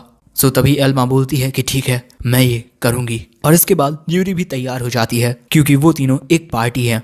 एंड उसके बाद जो मैटी होता है वो पहले इस कमजोर वाले डीमन पर हमला करने के लिए जाता है, लेकिन वो डीमन उसके तलवार के वार को अपने हाथ से ही रोक लेता है और उसे दूर उछाल देता है। सो मैटी वहां पर एक मैजिक सर्कल बनाकर उस पर खड़ा हो जाता है और सोचता है कि भले से ही ये कमजोर हो लेकिन ये भी एक डीमन है, मुझे इनसे लड़ने के लिए एनहेंसमेंट का इस्तेमाल करना होगा। और अब एक डीमन पूछता है कि तुम्ही ने डेविल्स को हराया था? मैटी बोलता है हाँ तो। सो तभी ये डीमन एक स्पेल कास्ट करते हुए बोलता है तो अब तुम्हें मरना होगा और उस पर फायर से अटैक कर देता है। उसके हमले से बचते हुए मैटी सोचता है कि मेरे पास ज्यादा मैजिक पावर नहीं है लेकिन मैं इतना भी कमजोर नहीं हूँ। और इसके बाद वो अपने मैजिक का इस्तेमाल करके उस डीमन के अटैक से बच जाता है। और यहाँ मैटी बोलता है कि अगर तुम्हारे पास ज्यादा मैजिक ना हो तो तुम अपने दुश्मन के मैजिक का इस्तेमाल करो। एंड इसके बाद वो उस डीमन के ही फायर अटैक को उसके ऊपर फायर कर देता है। एंड इसके बाद मैटी सोचता है कि आज के जमाने के डीमंस इंसानों को काफी ज्यादा अंडर एस्टिमेट करने लगे हैं। एंड इसके बाद मैटी उस फायर अटैक को फिर से उसी डीमन के ऊपर कास्ट कर देता है, क्योंकि अब वो उस फायर अटैक को कंट्रोल कर सकता है। और इसके बाद मैटी वहां से भागने लगता है। सो वो डीमंस भी उसके पीछे आने लगते हैं। और अब मैटी हमें बताता है कि कंट्रोल स्फीयर्स, जिससे वो किसी के मैजिक को कंट्रोल कर सकता है, वो फिजिकल अटैक को नहीं रोक सकते हैं। और इसी वजह से मुझे एक स्ट्रेटजी बनानी होगी। और जैसे ही एल्मा की ओर चला जाता है और यहाँ मैटी उन दोनों डीमंस को अलग करने में कामयाब हो जाता है। और अब ये जो एस्ट्रल पावरफुल डीमन होता है वो वहाँ पर एक बहुत ही ज्यादा बड़ा स्पेल कास्ट करता है। और उस स्पेल को देखकर मैटी सोचता है कि इतना ज्यादा पावरफुल अटैक मेरे कंट्रोल स्फीयर्स को डिस्ट्रॉय कर देगा। लेकिन अगर और अब मैटी अपने एक छोटे से स्पेल को इस कास्टिंग सर्कल के वीक पॉइंट पर फायर कर देता है, जिससे एस्ट्रल का कास्टिंग स्पेल टूट जाता है। और उसके अगले ही पल में मैटी एस्ट्रल पर अटैक कर देता है और वो अटैक उसमें थोड़ा लग भी जाता है। और यहाँ मैटी बोलता है कि क्यों, क्या हुआ, पहली बार तुम्हारा स्पेल कैंसिल हुआ है। वहीं ये डीमन अपने घाव को ठीक करते हुए वहां पर अपने मैजिक से अपनी तलवार को समन कर लेता है और इसके बाद मैटी पर हमला करने लगता है। लेकिन मैटी बड़े ही आराम से उसके हमलों से बच रहा था। और इसके बाद तलवार से फाइट करते हुए मैटी इस डीमन की पीठ पर एक काफी गहरा घाव कर देता है और सोचता है कि तुम्हारी तलवार चलाने की तकनीक इतनी अच्छी नहीं है, मेरी पास्ट लाइफ का एक्सपीरियंस अब मेरे काम आ रहा है। और तभी ये डीमन आसमान में ऊंचाई पर चला जाता है, लेकिन वहां पर मैटी के जो कंट्रोल कर रहा हूँ। अब इसके बाद मैटी एक और हमला उस पर करने के लिए जाता है, लेकिन तभी वो मुस्कुराता है और एक बड़ा सा स्पेल कास्ट कर लेता है। जिस वक्त ये दोनों तलवार से फाइट कर रहे थे उसी वक्त इस डीमन ने कास्टिंग सर्कल को कंस्ट्रक्ट कर लिया था। वहीं दूसरी तरफ ये डैशरल डीमन एल्मा और ल्यूरी के करीब आ जाता है और दूसरी तरफ मैटी और एशरल फिर से अपनी तलवारों से फाइट करने लगते हैं। लेकिन इस बार एशरल मैटी के अटैक्स को रोक लेता है और उसे खुद से दूर कर देता है। और इसके बाद मैटी से बोलता है कि जितना मैंने सोचा था तुम मुझसे ज्यादा ताकतवर हो, लेकिन मैंने तुम्हारे उन कंट्रोल कंड्यूट्स करता है और उसके फ्लो को बदल देता है। वैसे इसका कोई ज्यादा यूज नहीं होता, लेकिन अगर इसका इस्तेमाल किसी ऐसे पर्सन पर किया जाए जिसके पास बहुत ज्यादा मैजिकल पावर होती है तो ये उसके अंदर के मैजिक से कांटेक्ट करके उसकी मैजिकल पावर को पूरा खत्म कर देता है। और इसके बाद दोस्तों ये एस्ट्रल द डीमन नीचे गिर जाता है और उसके बाद वहां पर मैटी भी आ जाता है। एंड उसके बाद ये डीमन फिर से उठने की कोशिश करता है, लेकिन मैटी इसको फिर से शॉक दे देता है, जिस वजह से ये कमजोर होकर नीचे गिर जाता है। और इसके बाद मैटी बोलता है कि ये बस एक डीमन एक्सक्लूसिव स्पेल कास्ट करने वाला था, जो स्पेल इसकी जिंदगी लेकर बहुत सारे खतरनाक मॉन्स्टर्स को यहाँ पर समन कर देता, लेकिन मैंने इसे सील कर दिया। और इसके बाद मैटी बोलता है कि तुम मेरे रास्ते के एक बहुत ही बड़े कांटे थे। और यहाँ पर मैटी एक डीमन को हरा चुका है। वहीं दूसरी तरफ ल्यूरी एल्मा को तीर दे पंख काट देता है, जिस वजह से वो डीमन नीचे गिर जाता है और उसकी मौत हो जाती है। और यहाँ पर मैटी एक और डीमन को हरा चुका है। अब इन सब के बाद ल्यूरी मैटी से बोलती है कि मुझे तो यकीन ही नहीं होता कि हमने दो डीमन से फाइट की और उन्हें हरा दिया। वहां पर उनकी ऐसी ही बातें हो रही थी, लेकिन तभी मैटी नोटिस करता है कि वहां पर जितने भी लोग थे वो सब यही बात कर रहे थे कि एकेडमी के कुछ स्टूडेंट्स ने एक डीमन को हरा दिया। आखिर ये कैसे मुमकिन है? और इन सब से मैटी काफी ज्यादा परेशान हो जाता है, क्योंकि शायद से अब चीजें और भी ज्यादा कॉम्प्लिकेटेड होने वाली हैं। और यहाँ ल्यूरी पूछती है कि अब हमें क्या करना चाहिए मैटी? मैटी बोलता है कि जिन दुश्मनों को तुम मार नहीं सकते उनसे बचने का सिर्फ एक ही रास्ता है, एक मूवमेंट स्पेल को एक्टिवेट करके उनकी रैंक में होल पर एम करो। सो तभी ल्यूरी बोलती है लेकिन हम उड़ नहीं सकते। सो अब इसके बाद मैटी उन दोनों को पकड़ लेता है और इसके बाद वो तीनों वहां से उड़ जाते हैं। वहां पर ल्यूरी शर्मा रही थी और एल्मा तो मस्त ढलते हुए सूरज का मजा ले रही थी। अब इसके बाद अगले दिन हम पैलेस में मैटी, एल्मा और ल्यूरी को देखते हैं हेडमास्टर के साथ, जो किंग के सामने थे। और यहाँ ल्यूरी और एल्मा ने पहली बार राजा को देखा था।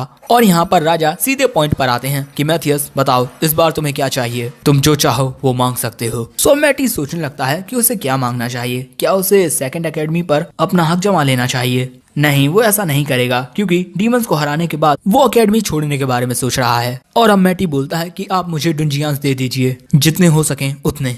महाराज इसके लिए राजी हो जाते हैं। और इसके बाद महाराज ल्यूरी और एल्मा से पूछते हैं कि तुम दोनों ने भी इसका साथ दिया था, इसी वजह से तुम दोनों को क्या चाहिए? एल्मा तो मुंह खोलकर पैसा मांग लेती है और उसे इस तरीके से देखकर मैटी सोचता है कि एल्मा हमेशा की तरह अपने यूजुअल सेल्फ में है, यहाँ तक कि किंग के भी सामने। और यहाँ पर ल्यूरी भी पैसे मांग लेती है, लेकिन तभी अचानक मैटी का क्रेस्ट अपीयर हो जाता है, जिसे देखकर वो थोड़ा सीरियस हो जाता है और उसके बाद खड़ा होकर बोलता है कि हाँ चलो जल्दी से बाहर। आवाज आती है और वहां पर जो स्पेल कास्ट था जिसके जरिए वो डीमन उन्हें देख रहा था वो टूट जाता है। और उस आवाज को सुनकर हेड मैटी की बात सुनकर महाराज बोलते हैं, अच्छा तो डीमंस छुपकर हमारी बातें और प्लान सुना करते थे।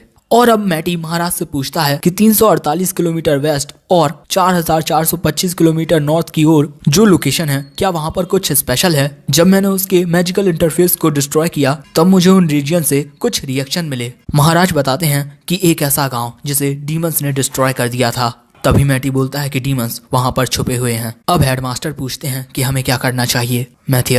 मैटी बोलता है कि डीमंस ने हमें उनकी लोकेशन के बारे में तो बता ही दिया है, हमें उनसे मिलने के लिए जाना चाहिए। तभी एल्मा बोलती है कि वो जगह तो बहुत ज्यादा दूर है, हमें वहां तक पहुंचने में 6 महीने लग जाएंगे। तभी मैटी बोलता है कि हाँ तुमने सही कहा, टेलीपोर्टेशन स्पेल का इस्तेमाल करके भी मेरा क्रेस्ट हमें ज्यादा दूर तक नहीं पहुंचा पाएगा। उसकी बात सुनकर हेडमास्टर पूछते हैं कि क्या तुम टेलीपोर्ट?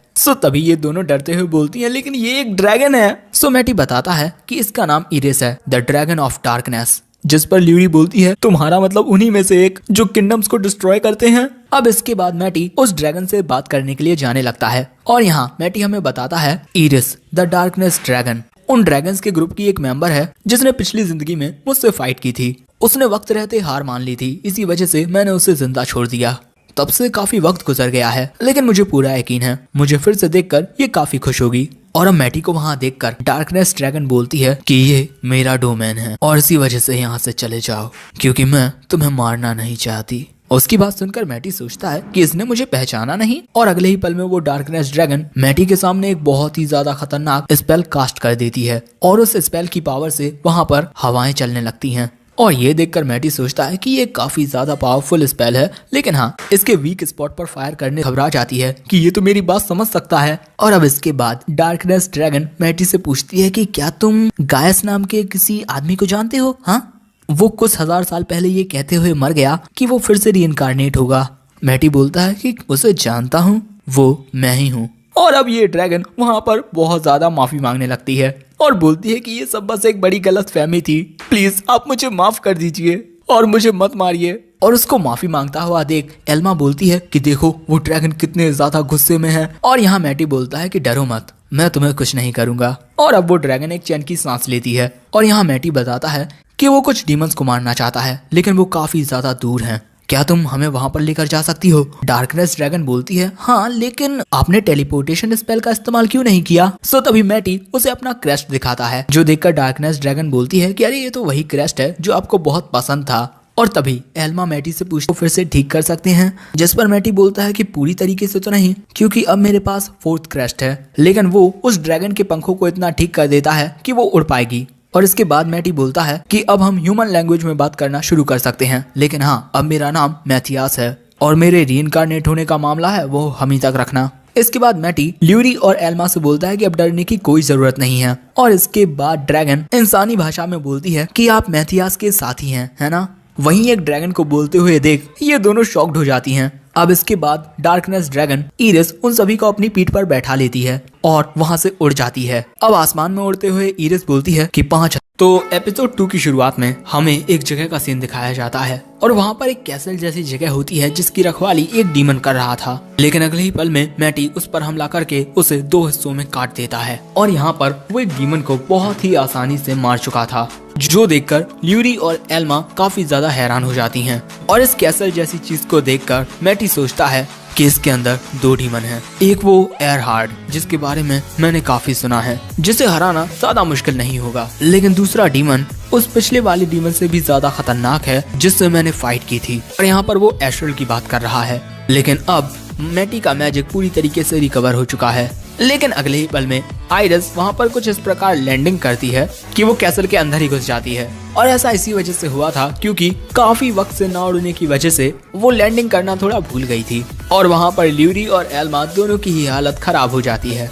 अब इसके बाद ये तीनों उस कैसल के अंदर आ जाते हैं और वहाँ पर मैटी एल्मा और ल्यूरी के साथ टेलीपैथी के जरिए बात करने लगता है। और इसके बाद मैटी अपने पास से एक पर्चा निकालकर ल्यूरी को दे देता है और बोलता है, क्या तुम दोनों ऑफेंस को हैंडल करना चाहोगी? वो दोनों बोलती हैं कि वो ऐसा नहीं कर पाएंगी। सो मैटी बोलता है कि ये कास्टिंग सर्कल तुम्हारी पूरी मदद करेगा और इसके अलावा मुझे तुम दोनों पर पूरा यकीन है। अब उसकी बात सुनकर ल्यूरी और एल्मा दोनों ही वहाँ पर रेडी हो जाती हैं और इसके बाद वो तीनों अंदर की ओर आगे बढ़ने लगते हैं। अंदर आने पर उन्हें वहाँ कोई भी नहीं दिखता, अब अपने चारों ओर देखने के बाद मैटी ल्यूरी और एल्मा से टेलीपैथी के जरिए बोलता है कि बिल्कुल भी हिलना मत, बस मेरी बात सुनो। हमारा दुश्मन छुपा हुआ है और हम उन्हें इसीलिए नहीं देख पा रहे हैं क्योंकि वो कंसीलिंग स्पेल यूज कर रहे हैं, और जिस टाइप के स्पेल का वो लोग यूज कर रहे हैं वो उनकी मैजिकल पावर को भी छुपा रहा है। अब इसके बाद मैटी उन दोनों से पूछता है कि क्या उन्हें यहाँ पर कोई जगह अजीब लग रही है, और तभी ल्यूरी को कुछ महसूस होता है। वो मैटी से बोलती है कि वो वाला कॉर्नर, लेकिन उन्हें दूसरा डीमन कहीं दिखाई नहीं दे रहा था क्योंकि मैटी ने शुरू में ही कहा था कि यहाँ पर 2 डीमंस हैं। सो मैटी बोलता है कि तुम इस बारे में चिंता मत करो, तुम्हें उसे नहीं ढूंढना पड़ेगा।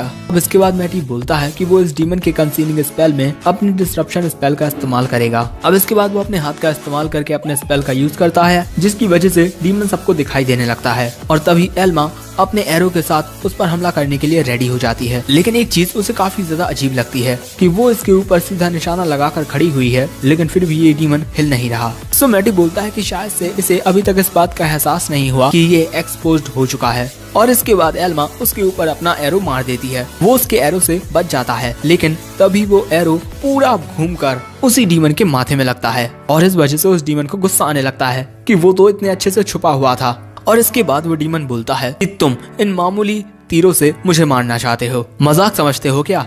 और 1 मिनट, तुम मैथियस हो ना, फिर तुम मुझ पर अटैक क्यों नहीं कर रहे हो? अब वहाँ मैथियस उससे कुछ बोलने ही वाला था, लेकिन तभी ये डीमन बोलता है कि तुम शायद से एक नकली मैथियस हो, क्योंकि अगर तुम असली होते तो अब तक मैं मरने ही वाला होता। अब उसके बाद ये डीमन बोलता है कि असली मैथियस कैपिटल में था, वो इतनी जल्दी यहाँ पर आ ही नहीं सकता। अब उसकी इतनी सारी बातें सुनकर मैथियस सोचता है कि आखिर ये क्या बकवास कर रहा है। अब इसके बाद वो डीमन मैथियस पर हमला कर देता है, लेकिन मैथियस अपनी स्वॉर्ड से उसके अटैक को रोक देता है, और वो एल्मा से बोलता है कि वो लगातार इस डीमन पर अपने तीरों से हमला करती रहे। अब इसके बाद वो डीमन लगातार मैथियस पर हमला करते रहता है। मैथियस उसके हमलों को लगातार अपनी तलवार से रोकता रहता है, और वहाँ पर वो डीमन बोलता है कि भले से ही तुम असली मैथियस ना हो, लेकिन फिर भी तुम मुझसे लड़ने के लायक हो। लेकिन अगले ही पल में उसकी पीठ पर कुछ तीर आकर लगते हैं, लेकिन इससे उसे कुछ फर्क ही नहीं पड़ता, और वो लगातार मैथियस पर हमला करते रहता है। और तभी ल्यूरी एल्मा को कुछ और तीर देती है, और एल्मा उन तीरों से फिर से इस डीमन पर हमला करती है, बट अगेन उसके तीरों से इसको कुछ फर्क ही नहीं पड़ता, और वो फिर से मैथियस पर हमला कर देता है। लेकिन मैथियस इस बार उसके हमले से आसानी से बच जाता है, और ये देखकर वो डीमन सोचता है कि ये तो काफी ज्यादा तेज है। नहीं, मैं अचानक से काफी अजीब महसूस कर रहा हूँ, और मैथियस इसका रीजन बताता है। जो मैथियस का कास्टिंग सर्कल था, जिसे इस वक्त ल्यूरी कास्ट कर रही है, वो मैजी टॉक्सिन का यूज करता है, और इसकी वजह से एक डीमन की इंटरनल मैजिकल पावर खत्म होने लगती है, और अब इस वजह से ये डीमन काफी ज्यादा कमजोर होने लगता है, यहाँ तक कि उसे इससे चक्कर भी आने लगते हैं। और वहाँ वो डीमन सोचता है कि मैं इस नकली मैथियस से हारने वाला हूँ, नहीं, मैं ऐसा नहीं होने दूंगा। और इसके बाद वो डीमन काफी ज्यादा गुस्से में आ जाता है, और इसके बाद हम देखते हैं कि उस डीमन का पूरा बॉडी स्ट्रक्चर ही काफी ज्यादा चेंज हो चुका है, और मैटी इसके बारे में बताता है कि ये एक डीमोनिक एक है, डिसफॉर्च्यून। इस स्पेल को कास्ट करने के लिए कास्टर को अपने मैजिक की एक आखिरी बूंद तक देनी पड़ती है, और उसके बाद उसकी मौत हो जाती है, लेकिन उनकी जान के बदले में ये स्पेल उन्हें बहुत ज्यादा ताकत देता है। और इसके बाद वो डीमन ल्यूरी और एल्मा की ओर उनको मारने के लिए दौड़ता है, और जैसे ही वो उन पर हमला करता है, वो दोनों हवा में गायब हो जाती हैं। और ये देखकर वो डीमन खुद भी हैरान हो जाता है, और अब हमें पता चलता है कि ये एक डिस्गाइज स्पेल था। लेकिन उसके बाद अचानक ही उस डीमन को बहुत ज्यादा तकलीफ होने लगती है, क्योंकि वो कोई मामूली इल्यूजन नहीं था, इसमें मैजिक टॉक्सिन की बहुत ज्यादा मात्रा मिली हुई थी। अब तुम्हारा खेल खत्म होता है एयरहार्ट। और अब एल्मा उस पर एक और एरो से हमला करके उसको खत्म कर देती है, और वो डीमन यहाँ पर मारा जाता है। एंड दोस्तों, अब यहाँ पर ये लोग एक डीमन को हरा चुके हैं, वो भी बिना कोई ज्यादा मेहनत किए, और इस वजह से ये लड़कियां काफी ज्यादा खुश होती हैं। और मैटी उनसे बोलता है कि वो दोनों आइरिस के साथ वापस से आसमान में चली जाएं, दूसरे डीमन को वो खुद हराएगा। अब इसके बाद हम ल्यूरी और एल्मा को देखते हैं, जो आइरिस के ऊपर बैठी हुई थी आसमान में, और इसके बाद जो मैटी होता है वो अपनी जेब से कुछ मैजिक स्टोन निकालता है, और उसके बाद उनमें से एक मैजिक स्टोन को तोड़ देता है, क्योंकि मैजिक स्टोन को तोड़ने से उनके अंदर का मैजिक हवा में चारों ओर मिल जाता है, और इस वजह से जो भी मॉन्स्टर्स या डीमंस छुपे हुए होते हैं उन्हें ये बाहर निकलने पर मजबूर कर देता है। और जैसे ही वो तीसरे मैजिक स्टोन को तोड़ता है, वहाँ पर जो डीमन मिस्ट में छुपा हुआ था वो भी अपीयर हो जाता है, और यहाँ ये डीमन बोलता है कि तुम मुझे बाहर निकालने में कामयाब हो गए, इसका मतलब जितना मैंने सोचा था तुम मुझसे भी ज्यादा ताकतवर हो। एंड उसके बाद ये डीमन बोलता है कि अगर तुमने मुझे यहाँ पर बुला लिया है तो क्या अब तुम मरने के लिए तैयार हो, क्योंकि मैं एयरहार्ट से बहुत ज्यादा ताकतवर हूँ। सो तभी मैटी अपने 4th क्रेस्ट को एक्टिवेट करके बोलता है कि मेरी मरने की कोई ख्वाहिश नहीं है। एंड इसके बाद वो एक स्पेल का यूज अपने ऊपर ही कर लेता है और वहीं दूसरी तरफ वो डीमन मैटी के ऊपर अगले ही पल में हमला कर देता है। मैटी उसके हमले को अपनी तलवार से रोक लेता है, लेकिन वो अब समझ चुका था कि ये एयरहार्ट से बहुत ज्यादा ताकतवर है। अब इसके बाद वो डीमन मैटी पर बहुत सारे हमले करके उसे काफी दूर खिसका देता है। एंड उसके बाद वो अपने एक हमले से मैटी का एक हाथ काट देता है, जिस वजह से अब मैटी कुछ भी नहीं कर पाता। उसके बाद ये डीमन मैटी के पास आकर बोलता है कि चलो मैं तुम पर थोड़ी दया दिखाता हूँ, चलो बताओ कि तुम किस तरीके से मरना चाहते हो। सो मैटी बोलता है कि माफ करना, मैं फिर से एक और बार मरना नहीं चाहता। एंड उसी वजह से अब वो उसके हर एक हमले से बड़ी ही आसानी से बच पा रहा था और इस वजह से ये डीमन परेशान हो जाता है। और वहाँ पर मैटी अगले ही पल में उस डीमन पर एक हमला कर देता है। वो डीमन उसके इस हमले को डॉज तो करता है, लेकिन फिर भी उसके हाथ पर एक घाव लग जाता है और उसका वो जख्म अब ठीक नहीं हो रहा था, क्योंकि ये वही टॉक्सिन है जिसका यूज मैटी ने एयरहार्ट पर किया था। और अब इसके बाद ये डीमन बोलता है कि तुमने मेरे पास और कोई रास्ता नहीं छोड़ा, अब मुझे जल्द ही ये सब खत्म करना होगा। इसके बाद वो अपने एक स्पेल का यूज करने लगता है और उसे देखकर मैटी बोलता है मैजिक सर्क्यूट ओवरक्लॉक। ये काफी हद तक उसी डिसफॉर्च्यून स्पेल की तरह है जिसे एयरहार्ट ने यूज किया था, लेकिन ये उससे कहीं ज्यादा एडवांस है और इसका इस्तेमाल करने से इस डीमन के मरने के चांसेस भी काफी लो हैं। अब इसके बाद ये डीमन बोलता है कि चलो जल्दी से ये सब खत्म करते हैं, लेकिन तभी मैटी ना जाने किस स्पेल का इस्तेमाल करता है कि उस डीमन का वो स्पेल वहीं पर खत्म हो जाता है। और ये देखकर वो डीमन बोलता है कि कोई भी मामूली न्यूलिफिकेशन स्पेल मेरे इस हमले को न्यूलिफाई नहीं कर सकता। लेकिन इसके बाद वो डीमन फिर से वहाँ पर अपने काफी ज्यादा पावरफुल स्पेल को एक्टिवेट कर लेता है और अचानक ही वहाँ पर चारों ओर काफी ज्यादा धुंध आ जाती है और वो उसी धुंध में गायब हो जाता है। और वहाँ पर वो डीमन बोलता है कि ये स्पेल जिसको भी छूता है वो भी मिस्ट में बदल जाता है। वहाँ पर ये डीमन काफी खुश था, हंस रहा था, लेकिन तभी मैटी फिर से अपने एक स्पेल का यूज करके इसके इस स्पेल को डिफ्यूज कर देता है। और इसके बाद ये डीमन काफी ज्यादा परेशान होने लगता है और मैटी से पूछता है कि आखिर उसने ये कैसे किया। सो मैटी बताता है कि मैं तुम्हारी पूरी मैजिकल पावर को अच्छे से एनालाइज कर चुका हूँ और अब मैं तुम्हारे हर एक हमले का काउंटर अटैक कर सकता हूँ। और इसके बाद हम देखते हैं कि ना जाने उस डीमन के साथ क्या होने लगता है, कुछ बड़ा ही अजीब। और वहाँ पर मैटी हमें बताता है कि उसने इस डीमन पर किसी टॉक्सिन से हमला नहीं किया था, वो एक ऐसा स्पेल था जिसकी वजह से ये डीमन अपनी ही मैजिकल पावर पर अपना काबू खो रहा है और इसकी बॉडी इसके चारों ओर जितना भी माना है उसे एब्सॉर्ब कर रही है और हद से ज्यादा एब्सॉर्ब करने की वजह से इसकी बॉडी शायद से फट जाएगी। और हमारा ये आंसर बिल्कुल करेक्ट है। और इसके बाद जो मैटी होता है वो वहाँ पर एक और मैजिक स्टोन को तोड़ देता है, जिस वजह से ये डीमन बहुत ज्यादा घबरा जाता है और माना ओवरलोड होने की वजह से उसकी बॉडी वहाँ पर फट जाती है। और तुम लोग देख ही सकते हो कि उसके फटने से वहाँ पर कितना बड़ा धमाका हुआ है। अब इस धमाके के बाद मैटी देखता है कि उसके सामने एक बहुत ही बड़ा क्रिस्टल रखा हुआ है और अगले ही पल में जो लिली होती है वो आसमान से नीचे गिरने लगती है और सीधा आकर मैटी के ऊपर गिरती है। और इसके बाद वो मैटी से पूछती है कि तुम ठीक तो हो ना, तुम्हें कहीं कोई चोट तो नहीं आई। मैटी बोलता है हाँ मैं ठीक हूँ। और उसकी ये बात सुनकर लिली बहुत ज्यादा खुश हो जाती है। और अब वहाँ पर लिली को इस तरीके से देखकर मैटी भी शर्माने लगता है, लेकिन तभी एल्मा आ जाती है वहाँ, जो समझ रही थी कि इन दोनों के बीच क्या हो रहा है, लेकिन वो इस बात को हटाकर पूछती है कि आखिर ये क्रिस्टल क्या है। हाँ, मैटी बताता है कि ये एक ड्रैगन वेन पिलर है। ड्रैगन वेन्स वो कंड्यूट्स होते हैं जो मैजिक पावर को धरती के जरिए चलाते हैं और इनके अंदर जो स्पेल होता है वो आसपास के सभी मॉन्स्टर्स को अपनी ओर खींचता है। और कई सारे मॉन्स्टर्स से मैटी का मतलब है कि हजारों की तादाद में मॉन्स्टर्स या फिर कोई 10th फ्लोर का डुंजियन क्लास मॉन्स्टर। उसकी बात सुनकर एल्मा हैरान हो जाती है कि इतने सारे मॉन्स्टर्स। सो मैटी बताता है कि हाँ, इस ड्रैगन वेन पिलर के अंदर जो मैजिकल पावर होती है वो मॉन्स्टर्स को अपनी ओर अट्रैक्ट करती है एंड उसके बाद वो मॉन्स्टर्स एक पार्टिकुलर प्लेस पर जाते हैं। और उसकी बात सुनकर वो दोनों लड़कियां काफी घबरा जाती हैं क्योंकि वो जगह उनका कैपिटल है। और अब एल्मा घबरा कर बोलती है कि क्या इतने सारे मॉन्स्टर्स हमारे कैपिटल में। और अब ल्यूडी बोलती है कि हमें उनको इस बारे में खबर देनी होगी। सो मैटी बोलता है कि अभी हमें इस बारे में चिंता करने की कोई जरूरत नहीं है, क्योंकि अभी अभी जो मैजिकल एक्सप्लोजन हुआ था उसकी वजह से इस पिलर का जो स्पॉन पॉइंट है वो थोड़ा शिफ्ट हो गया है, जो करीब सिटी से 10 किलोमीटर दूर होगा। सो एल्मा और ल्यूरी बोलती हैं लेकिन फिर भी 10 किलोमीटर कुछ ज्यादा नहीं होते। सो मैटी बोलता है कि हमें उन्हें संभालने के लिए एकेडमी की मदद चाहिए होगी। एंड इसके बाद वो सभी एकेडमी की ओर जाने लगते हैं। अब इसके बाद जाते हुए वहाँ पर आइरिस मैटी से पूछती है कि उनको छोड़ने के बाद उसे क्या करना चाहिए। अब उसकी बात सुनकर मैटी आइरिस से पूछता है कि क्या कोई ऐसा स्पेल है जिसके जरिए ड्रैगन्स इंसानी रूप ले पाएं। आइरिस बताती है कि हाँ, उस स्पेल को यूज करने में बहुत ही कम मैजिक पावर यूज होती है। अब उसकी ये बात सुनकर मैटी बोलता है कि आइरिस को एकेडमी ज्वाइन कर लेनी चाहिए। अब इसके बाद मैटी आइरिस से बोलता है कि अगर वो उनके साथ एकेडमी को ज्वाइन कर लेगी तो वो सभी एक साथ रहेंगे। और वहाँ पर मैटी मन में सोच रहा था कि अगर आइरिस उसके साथ होगी तो उसे ज्यादा ट्रांसपोर्टेशन स्पेल का इस्तेमाल नहीं करना होगा। और अब आइरिस वहाँ बोलती है कि उसे इंसानी स्कूलों के बारे में कुछ ज्यादा नहीं पता। सो एल्मा और ल्यूरी बोलते हैं कि उनकी एकेडमी में पहले से ही एक ऐसा स्टूडेंट है जिसका होना वहाँ पर कोई कॉमन सेंस नहीं बनाता।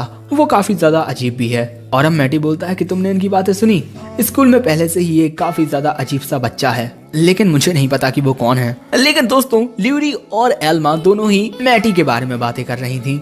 और अब इसके बाद आइरिस अपने स्पेल का यूज करती है जिस वजह से वो एक इंसानी फॉर्म में आ जाती है। लेकिन अगले ही पल में वहाँ पर ल्यूरी मैटी की आंखें बंद कर देती है क्योंकि आइरिस एक लड़की होती है जिसने कपड़े नहीं पहने थे। सो मैटी बोलता है कि ऐसी हरकतें करना बंद करो, आइरिस एक ड्रैगन है।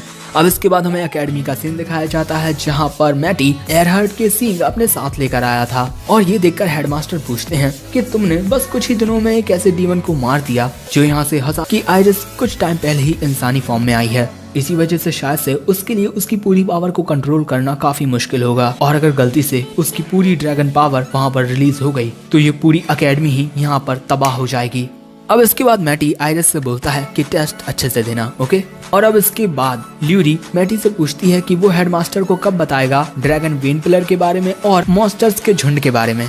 सो मैटी बोलता है कि आइरिस का ट्रांसफर एग्जाम खत्म होने के बाद वो उन्हें आराम से बता देगा। और वहाँ पर आइरिस बोलती है कि ये कपड़े कितने ज्यादा टाइट हैं। सो मैटी बोलता है कि इंसानों को ऐसे ही कपड़े पहनने पड़ते हैं। और तभी मैटी आइरिस से उसका दायां हाथ निकालने को बोलता है। और वहाँ पर मैटी आइरिस के हाथ पर एक क्रेस्ट का निशान बना देता है। और उसके बाद ल्यूरी और एल्मा आइरिस से बोलती हैं कि कल का अपना टेस्ट बहुत अच्छे से देना, ओके। लेकिन हम वहाँ पर मैटी को थोड़ा परेशान देखते हैं। इसके बाद हमें अगले दिन का सीन दिखाया जाता है जहाँ पर आइरिस का रिटन एग्जाम होने वाला है। और वहाँ पर जो आइरिस होती है वो अजीब सी हरकतें करने लगती है, तुम लोग खुद ही देख सकते हो।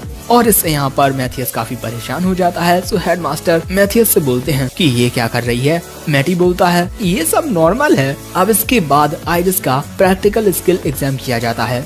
और वहाँ पर जो captain of the knights order होता है ग्यूले, वो मैटी से बोलता है कि तुमने इस लड़की को रिकमेंड किया है ना, देखते हैं ये कितनी काबिल है। लेकिन मैटी तो इसके बारे में भूल चुका था। तो ल्यूरी उसके बारे में उसे याद दिला देती है। अब ल्यूरी की बात सुनकर मैटी सोचता है कि शायद से यहाँ पर कुछ खतरनाक हो सकता है। अब जैसे ही आइरिस का एग्जाम शुरू होता है उसके हाथ से उसकी तलवार ही छूट जाती है। सो वो अपनी तलवार उठाने के लिए चली जाती है। और इसी मौके का फायदा उठाकर ग्यूले आइरिस पर एक हमला कर देता है। लेकिन वहाँ पर आइरिस ग्यूले की तलवार को ही पकड़ लेती है एंड उसके बाद अपनी तलवार उठाने लगती है। और ये देखकर ग्यूले काफी ज्यादा शॉक्ड हो जाता है कि इसने मेरी तलवार को सिर्फ अपने हाथों से पकड़ लिया। और इसके बाद आइरिस ग्यूले को उसकी तलवार के साथ ही जरा हवा में उठा देती है। और इसके बाद वो ग्यूले को हवा में ही छोड़ देती है। और ये देखकर मैटी ग्यूले के सामने एक स्पेल कास्ट कर देता है क्योंकि वहाँ पर आइरिस अपनी तलवार से ग्यूले के ऊपर कुछ इस प्रकार हमला करती है कि उसकी तलवार ही इससे टेढ़ी हो जाती है। और जो ग्यूले होता है वो एकेडमी के ऊपरी हिस्से में जाकर घलता है। और ये देखकर हेडमास्टर काफी ज्यादा हैरान हो जाते हैं। और वहाँ आइरिस बोलती है कि मैंने गलती से इस तलवार को तोड़ दिया, अब मैं क्या करूँ। और ये देखकर हेडमास्टर पूछते हैं कि क्या ये सच में एक मामूली लड़की है। हाँ, मैटी बोलता है कि हाँ, बिल्कुल एक मामूली लड़की। अब इसके बाद होता है आइरिस का कास्टिंग एग्जाम जहाँ पर आइरिस को कुछ टारगेट्स पर अपने स्पेल को कास्ट करके निशाना लगाना है। उन टारगेट्स को देखकर आइरिस बोलती है कि ये तो बहुत छोटे हैं। अब इसके कुछ देर बाद आइरिस वहाँ पर अपने एक स्पेल से एक टारगेट पर निशाना लगाती है, लेकिन उसका जो अटैक होता है वो घूमकर हेडमास्टर और बाकी सबकी ओर आ जाता है। सो वहाँ पर मैटी एक स्पेल कास्ट कर देता है और इसके बाद वहाँ पर एक बहुत ही ज्यादा खतरनाक धमाका होता है जिस वजह से ल्यूरी और एल्मा दोनों ही काफी ज्यादा घबरा जाती हैं। हेडमास्टर का मुंह खुला का खुला रह जाता है क्योंकि तुम खुद ही देखो कि उसके हमले ने क्या क्या कर दिया है यहाँ पर। अब आइरिस वहाँ इन सभी से माफी मांगती है और एक और बार इन टारगेट्स पर निशाना लगाने के लिए तैयार हो जाती है। लेकिन जब वो एक और बार अपने स्पेल का यूज करती है तो उसका वो स्पेल आसमान में चला जाता है और वहाँ पर फट जाता है। और आइरिस की ऐसी ताकत देखकर हेडमास्टर बोलते हैं कि क्या तुम कोई कैलामिटी ग्रेड मॉन्स्टर हो? हाँ। और भाई आइरिस के इस तरीके के हमले कोई काम नहीं कर रहे थे तो वो दूसरे टाइप का हमला करने की कोशिश करती है जैसा मैथियस ने बताया था। और उसे इस तरीके से देखकर मैथियस सोचता है कि लो भाई ये भी देख लो। और इसके बाद वो वहाँ पर फिर से एक प्रोटेक्टिव बैरियर लगा देता है। और यहाँ आइरिस बोलती है कि इस बार मैं इनको हिट जरूर करूंगी। लेकिन भाई जिस तरीके का वो हमला करती है उसमें तो पूरी अकेडमी ही आ जाती है। अब होता है कैपिटल में एक बहुत बड़ा धमाका। अब ये सब तो मैटी के बैरियर की वजह से बच जाते हैं, लेकिन वहाँ पर आइरिस की ताकत देखकर सभी लोग काफी ज्यादा हैरान होते हैं क्योंकि वहाँ पर उसने इतना बड़ा गहरा गड्ढा कर दिया है। और वहाँ आइरिस बोलती है कि मैंने सभी टारगेट्स को हिट कर दिया है। कैसा किया मैंने? वहाँ मैटी हेडमास्टर से पूछता है कि हाँ आप बता दीजिए इसने कैसा किया। सो हेडमास्टर बोलते हैं कि मैं इसे फेल तो नहीं कर सकता, लेकिन अब वो ना चाहते हुए भी आइरिस को पास कर देते हैं। और वहाँ पर आइरिस भी खुश हो जाती है और हेडमास्टर की अकेडमी इस तरीके से पूरी बर्बाद हो जाए।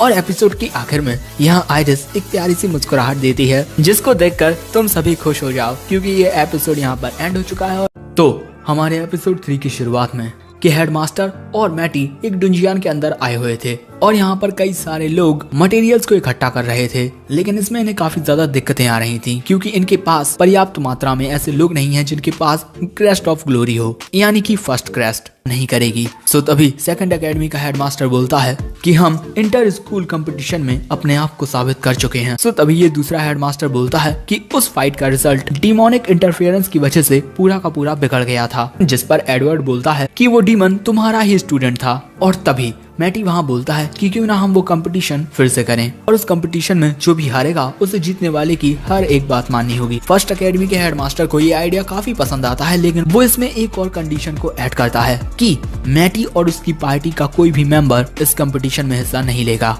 और मैटी इसके लिए तैयार हो जाता है। और इसके बाद ये फर्स्ट एकेडमी का हेडमास्टर बोलता है कि कंपटीशन 2 दिन बाद होगा, हारने के लिए तैयार रहना। उसके जाने के बाद एडवर्ड मैटी से पूछता है कि क्या वो इन हालातों में जीत पाएंगे। मैटी बोलता है कि हाँ, हम उनका मुंह हमेशा हमेशा के लिए बंद करने वाले हैं। अब इसके बाद कंपटीशन का दिन आ जाता है और वहाँ पर फर्स्ट एकेडमी के सारे स्टूडेंट्स आ चुके थे। और यहाँ मैटी सोचता है कि इनमें से जो भी उसे सबसे ज्यादा डेंजरस लगेगा वो उसके लिए आइरिस को भेजेगा, लेकिन उसे उनमें से कोई भी डीमन सेंस नहीं हो रहा है, तो शायद से आइरिस को जाने की जरूरत ना पड़े। और तभी वहाँ पर फर्स्ट एकेडमी का हेडमास्टर आ जाता है और वो बोलता है कि हमारे जो पार्टिसिपेंट्स हैं वो हमारी फर्स्ट एकेडमी के सबसे ज्यादा होनहार क्रेस्ट ऑफ ग्लोरी के स्टूडेंट्स हैं। और वैसे तुम्हारी सेकंड एकेडमी में से कौन आने वाला है? और इसके बाद आने लगते हैं सेकंड एकेडमी के पार्टिसिपेंट्स जो सिर्फ 5 स्टूडेंट्स होते हैं। मैटी बताता है कि 1 crest of failure, 2 crest of standards और 2 क्रेस्ट ऑफ लेसर।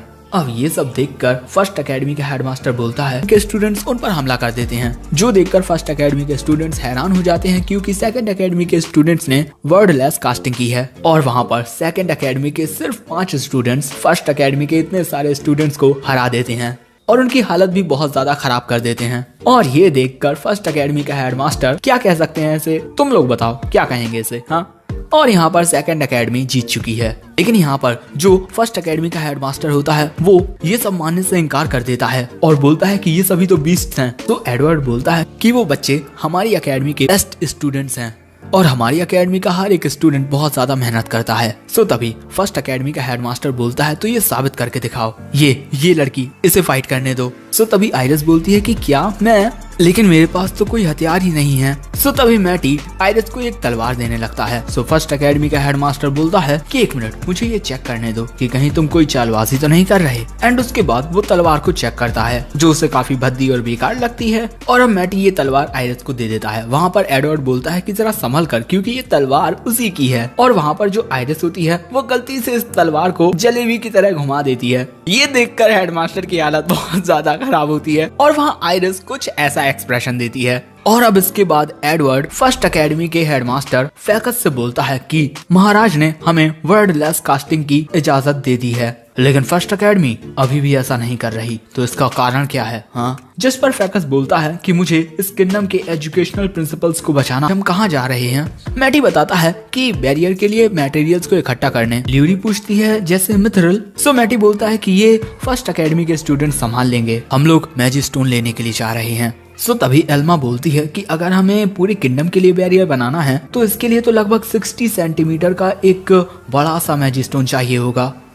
तभी मैटी और बाकी सब आइरिस की ओर देखने लगते हैं। आइरिस घबराते हुए बोलती है कि प्लीज इस तरीके से मेरी तरफ मत देखो। यहाँ मैटी बोलता है कि क्योंकि आइरिस एक ड्रैगन है तो उसको मारने पर लगभग 80 सेंटीमीटर का मैजिस्टोन हमें मिल जाएगा। अब ये बात सुनकर आइरिस घबरा जाती है और ल्यूरी पूछती है कि क्या तुम मैजिस्टोन के लिए आइरिस को मार दोगे? मैटी बोलता है कि नहीं, मैं ऐसा कुछ भी नहीं करूंगा। इतना बड़ा मैजिस्टोन पाने के लिए हम एक मॉन्स्टर को सम्मन करेंगे। इसके बाद हम देखते हैं कि एल्मा कुछ डॉग मॉन्स्टर्स को मारती है। वहाँ पर ल्यूरी भी उन्हें मार रही थी और मैटी ये सब बैठकर देख रहा था। बाकी सब तो मैटी को ठीक लग रहा था, लेकिन आइरिस तुम लोग देख ही सकते हो कि वो अपने मैजिक की तरह ही अपने वेपन को भी अच्छे से हैंडल नहीं कर पा रही है। और यहाँ पर ये आइरिस के लिए एक टेस्ट है, लेकिन आइरिस गलती से अपनी तलवार को इस तरीके से स्विंग करती है कि वो तलवार उसके हाथ से छूटकर मैटी के पास आकर ही लगती है। और इतने सारे मॉन्स्टर्स को हराने के बाद ये लोग काफी ज्यादा हाँफने लगते हैं। ये लोग इस वक्त 17th फ्लोर पर हैं। और तभी यहाँ आइरिस इन दोनों को बताती है कि वो एक ऐसे पर्सन को जानती है जो 654th फ्लोर पर गया था। उसकी बात सुनकर एल्मा और ल्यूरी दोनों हैरान हो जाती हैं। और यहाँ पर आइरिस मैटी की बात कर रही थी उसकी पिछली जिंदगी में। अब इसके बाद ये लोग एक जगह पर आ जाते हैं जहाँ पर ये लोग मॉन्स्टर को समन करने वाले थे। और वहाँ मैटी ल्यूरी से इस मैजिस्टोन के चारों ओर एक कास्टिंग सर्कल बनाने को बोलता है। एंड इसके बाद ल्यूरी उस मैजिस्टोन के चारों ओर एक सर्कल कास्ट करने लगती है और वो ऐसा करने में कामयाब भी हो जाती है, लेकिन ये उसके लिए काफी ज्यादा मुश्किल था। मैटी उसे सपोर्ट करने के लिए उसके पास आकर उसका हाथ पकड़ लेता है और इस वजह से ल्यूरी शर्मा जाती है। और क्योंकि ल्यूरी एक कास्टिंग सर्कल क्रिएट कर चुकी है तो मैटी उसकी तारीफ भी करता है। और तारीफ सुनने के बाद तो ल्यूरी और भी ज्यादा शर्मा जाती है। और उन दोनों को देखकर एल्मा बोलती है कि यहाँ पर गर्मी कुछ ज्यादा ही बढ़ रही है। आइरिस को कुछ समझ में ही नहीं आता कि इसने अभी अभी क्या कहा। अब इसके बाद मैटी आइरिस से बोलता है कि वो अपने मैजिक से इस मैजिस्टोन को इन्फ्यूज कर दे, लेकिन वो उससे ये भी बोलता है कि जरा स्लोली करना वरना कोई बहुत बड़ी मुसीबत आ जाएगी। और इसके बाद आइरिस ऐसा करने की पूरी कोशिश करती है, बस 1 सेकंड तक, और अगले ही पल में वहाँ पर बहुत ज्यादा मैजिक पावर क्रिएट हो जाती है। और उस मैजिक पावर की फोर्स बहुत ज्यादा थी और इससे पहले कि मैटी आइरिस को रोक पाता बहुत देर हो चुकी थी। वो शायद से एक ऐसा मॉन्स्टर समन कर चुके हैं जिसे ये फ्लोर हैंडल नहीं कर पाएगा। अब इसके बाद वो फ्लोर टूटने लगता है और वहाँ से भागते हुए मैटी आइरिस से बोलता है, मैंने तुमसे कहा था कि अपने मैजिक का इस्तेमाल धीरे से करना। आइरिस बोलती है कि मैंने धीरे से ही किया था, जिस पर मैटी बोलता है कि तुम इसे स्लोली इन्फ्यूज करना कैसे बोल सकती हो, हाँ? तभी आइरिस बोलती है कि मैं किसी ऐसे को जानती हूँ जिसने कहा था कि मैं जरा अपने कास्टिंग को एक छोटा सा टेस्ट दे दूं, और इसके बाद उसने 3 माउंटेन्स उड़ा दिए। उसकी बात सुनकर मैटी बोलता है, 1 मिनट, तुम मेरी बात कर रही हो है ना? आइरिस बोलती है कि हाँ, आपकी पिछली जिंदगी में एज गायोस। एंड इसके बाद उनके पीछे वो मॉन्स्टर आ जाता है जो कि साइज में बहुत ज्यादा बड़ा था और वो होता है एक ड्रैगन। उसे देखकर मैटी बोलता है कि ये हमें एक 60 सेंटीमीटर का मैजिस्टोन आसानी से दे देगा। और इसके बाद मैटी आइरिस से उस पर हमला करने को बोलता है। आइरिस जब उस पर हमला करने के लिए जाती है तो वो ड्रैगन आइरिस को अपने एक ही हाथ से दूर उड़ा देता है। अब इसके बाद मैटी आइरिस से बोलता है कि तुम इससे बात करोगी, और इसके बाद वो उसे एक आइडिया देता है और ना चाहते हुए भी आइरिस उस आइडिया को एक्सेप्ट कर लेती है। और इसके बाद आइरिस चिल्लाकर बोलती है कि क्या बे छिपकली, जल्दी मर क्यों नहीं जाता? उसकी बात सुनकर ड्रैगन को बहुत ज्यादा गुस्सा आ जाता है और वो आइरिस पर हमला कर देता है। अब उस ड्रैगन को गुस्से में देखकर एल्मा पूछती है कि आखिर इसने उस ड्रैगन से क्या कहा जिसकी वजह से वो इतना गुस्से में आ गया। मैटी बताता है कि उसने उसे एक छिपकली कहा। अब इसके बाद हम आइरिस को देखते हैं जो उस ड्रैगन से बचकर यहाँ से वहाँ, वहाँ से यहाँ भाग रही थी। और अब मैटी ल्यूरी से उसका काम करने को बोलता है। यहाँ ल्यूरी एक एरो को एन्चेंट करके एल्मा को दे देती है और एल्मा उस एरो को उस ड्रैगन की ओर शूट कर देती है। वहीं दूसरी तरफ वो ड्रैगन लगातार आइरिस पर हमला किए जा रहा था और यहाँ एल्मा बोलती है कि उससे तो एक खरोच भी नहीं आई। मैटी बोलता है कि उस पर लगातार हमले करते रहो। और वहीं पर मैटी बहुत सारे कास्टिंग सर्कल्स को सेटअप कर रहा था। एल्मा लगातार उस ड्रैगन पर हमले किए जा रही थी, लेकिन तभी वो ड्रैगन उन्हें नोटिस कर लेता है और इस वजह से ये दोनों ही बहुत ज्यादा घबरा जाती हैं। तभी मैटी आइरिस से इन दोनों को प्रोटेक्ट करने को बोलता है। अगले ही पल में आइरिस उछलकर उस ड्रैगन में एक पंच मारती है, जिस वजह से वो ड्रैगन धराशायी हो जाता है। और वहाँ पर आइरिस को इस तरीके से देखकर ल्यूरी और एल्मा दोनों बहुत ज्यादा शॉक्ड होती हैं। इसके बाद वो ड्रैगन फिर से खड़ा हो जाता है तो तभी आइरिस उस ड्रैगन के ऊपर जाकर उसके फिस्ट पर एक और पंच मार देती है। और वहाँ पर मैटी ल्यूरी और एल्मा से बोलता है कि वो दोनों भी लगातार उस ड्रैगन पर हमला करती रहें। और वहीं जो ड्रैगन होता है वो आइरिस पर एक हमला करने वाला था। सो आइरिस कुछ इस प्रकार उसके सामने खड़ी हो जाती है, जिस पर मैटी बोलता है कि जब तुम पर कोई ऊपर से हमला करता है तो तुम्हें उसके हमलों से बचना चाहिए। और तभी वो ड्रैगन आइरिस के ऊपर अपना पैर रख देता है, जिसकी वजह से आइरिस जमीन में धंस जाती है। लेकिन इसके बाद वो जमीन के अंदर से बाहर भी निकल आती है और वहाँ पर वो बोलती है कि ये बात तो काफी अजीब है कि इसने अभी तक अपनी ड्रैगन ब्रीथ का इस्तेमाल नहीं किया। सो मैटी बताता है कि वो अपने मैजिक से उसे रोक रहा है। और वहीं दूसरी तरफ एल्मा और ल्यूरी लगातार उस ड्रैगन पर हमला किए जा रहे थे। और यहाँ मैटी हमें बताता है कि डीमंस बहुत ज्यादा स्ट्रॉन्ग होते हैं, उनको तीर मारकर नहीं हराया जा सकता और जिन टॉक्सिन्स का इस्तेमाल मैंने डीमंस के खिलाफ किया था उनका ड्रैगन पर कोई असर नहीं होता। मैं आइरिस से बोल सकता हूँ कि वो अपने ड्रैगन फॉर्म में आके इस ड्रैगन से फाइट करे, लेकिन शायद से वो अपनी पावर्स को कंट्रोल ना कर पाए और ये पूरा एरिया ही उड़ा दे और आखिर में इसको हराने का सिर्फ यही तरीका बचता है। और इसके बाद मैटी बोलता है कि वक्त आ गया है, तुम दोनों जल्दी से उससे दूर हो जाओ। और इसके बाद मैटी आइरिस से बोलता है कि वो कुछ ऐसा करे जिससे ये ड्रैगन अपनी ड्रैगन ब्रीथ का इस्तेमाल करे। अब मैटी की बात सुनकर आइरिस उस ड्रैगन से बोलती है कि तुम तो बड़े ही टुच्चे निकले, तुम तो ड्रैगन ब्रीथ का भी इस्तेमाल नहीं कर सकते, तुम सच में एक छिपकली हो। उसकी बात सुनकर ड्रैगन को बहुत ज्यादा गुस्सा आ जाता है और वो अपनी ड्रैगन ब्रीथ का इस्तेमाल करने लगता है। और तभी मैटी इसी मौके का फायदा उठाकर कुछ तो करने लगता है और वो हमें बताता है कि ये तरीका इस्तेमाल करने के लिए उन्हें ड्रैगन ब्रीथ की जरूरत है। इसकी मदद से ड्रैगन अपने ही द्वारा कास्ट किए गए स्पेल से मारा जाता है, लेकिन इसको एक्टिवेट करने में थोड़ा वक्त लगता है। लेकिन तभी मैटी ये नोटिस करता है कि आइरिस उसी गड्ढे में गिर जाती है जो उसी की वजह से बना था और ये देखकर मैटी बोलता है कि एक नंबर की बेवकूफ। और अब इसके बाद मैटी आइरिस की ओर जाते हुए सोचता है कि भले से ही आइरिस कितनी ही टफ क्यों ना हो, अगर ये अटैक उस पर डायरेक्टली लगता है तो इससे उसे बहुत ज्यादा नुकसान पहुंचेगा। और इसके बाद मैटी आइरिस के पास आकर उस पर एक बैरियर लगा देता है और वहाँ पर वो ड्रैगन अपनी ड्रैगन ब्रीथ का इस्तेमाल कर चुका था और वो जो हमला होता है वो उसके आसपास की हर एक चीज को तबाह कर देता है। अब ये धमाका थमने के बाद एल्मा और ल्यूरी उस पत्थर के पीछे से बाहर निकलती हैं जहाँ पर वो छुपी हुई थी, लेकिन उन्हें उस धमाके वाली जगह पर कोई भी और दिखाई नहीं दे रहा था। सो तभी अचानक मैटी उनके पीछे से प्रकट होता है। सो ये दोनों उससे पूछती हैं कि तुम ठीक तो हो ना। सो मैटी बोलता है कि हाँ, एक इंसान बस ऐसे हमले से 100 मीटर दूर जाकर ही बच सकता है। उसकी बात सुनकर ये दोनों सोचती हैं कि नहीं, हम ऐसा नहीं कर सकते। और वहीं दूसरी तरफ आइरिस उस ड्रैगन का मैजिक स्टोन लेकर आ जाती है और वो भी बिल्कुल सही सलामत होती है और वहाँ मैटी सोचता है कि इसने टेस्ट पास कर लिया। अब इसके बाद मैटी आइरिस से पूछता है कि क्या वो उनकी पार्टी को ऑफिशियली ज्वाइन करेगी और मैटी के आइडिया से एल्मा और ल्यूरी दोनों ही काफी खुश होती हैं। और इसके बाद आइरिस भी मैटी की पार्टी की एक मेंबर बन जाती है। एंड इसके बाद मैटी बोलता है कि बस अब हमें एक और काम करना है। अब हमें सेकंड एकेडमी का सीन दिखाया जाता है जहाँ पर मैटी अपनी पार्टी, तो आइरिस वहाँ पर उछल जाती है, लेकिन तभी आइरिस के सिर पर से वो मॉन्स्टर नीचे गिरता है और जो एल्मा का तीर होता है वो घूम कर आता है और उस मॉन्स्टर को लग जाता है। सो मैटी बोलता है कि आइरिस, तुम्हें अपने सिर पर मौजूद उस शेल को प्रोटेक्ट करना है। अब इसके बाद आइरिस मैटी की बात मानकर फिर से अपनी ट्रेनिंग को स्टार्ट कर देती है, लेकिन तभी एक पत्थर से उसका पैर टकरा जाता है जिसकी वजह से वो नीचे गिर जाती है और जो एल्मा का तीर होता है वो सीधा उस शेल में जाकर लगता है। और इसके बाद आइरिस बोलती है कि सच में इंसानी शरीर कितना ज्यादा इनकन्वीनियंट होता है, लेकिन हाँ, मैंने अभी तक हार नहीं मानी है। उसके बाद वो अपनी ट्रेनिंग को फिर से स्टार्ट कर देती है और वहीं पर ल्यूरी आकर मैटी से पूछती है कि वो क्या करे।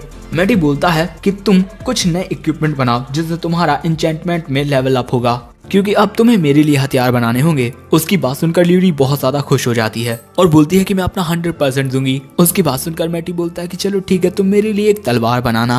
अब इसके बाद हम कुछ आइटम्स को देखते हैं और यहाँ पर ल्यूरी को इन्हीं चीजों का इस्तेमाल करके मैटी के लिए तलवार बनानी है। और इसके बाद मैटी ल्यूरी को बताने लगता है कि उसे किन चीजों के बारे में सोचना है। ये जो लिस्ट होती है वो बहुत ज्यादा लंबी चौड़ी होती है, इस वजह से ल्यूरी का भी दिमाग खराब होने लगता है। एंड इसके बाद ल्यूरी बोलती है कि वो इतना सब कुछ एक साथ कैसे कर पाएगी। मैटी बोलता है कि हाँ, तुमने सही कहा, इसी वजह से हम उन्हें लेयर्स देंगे।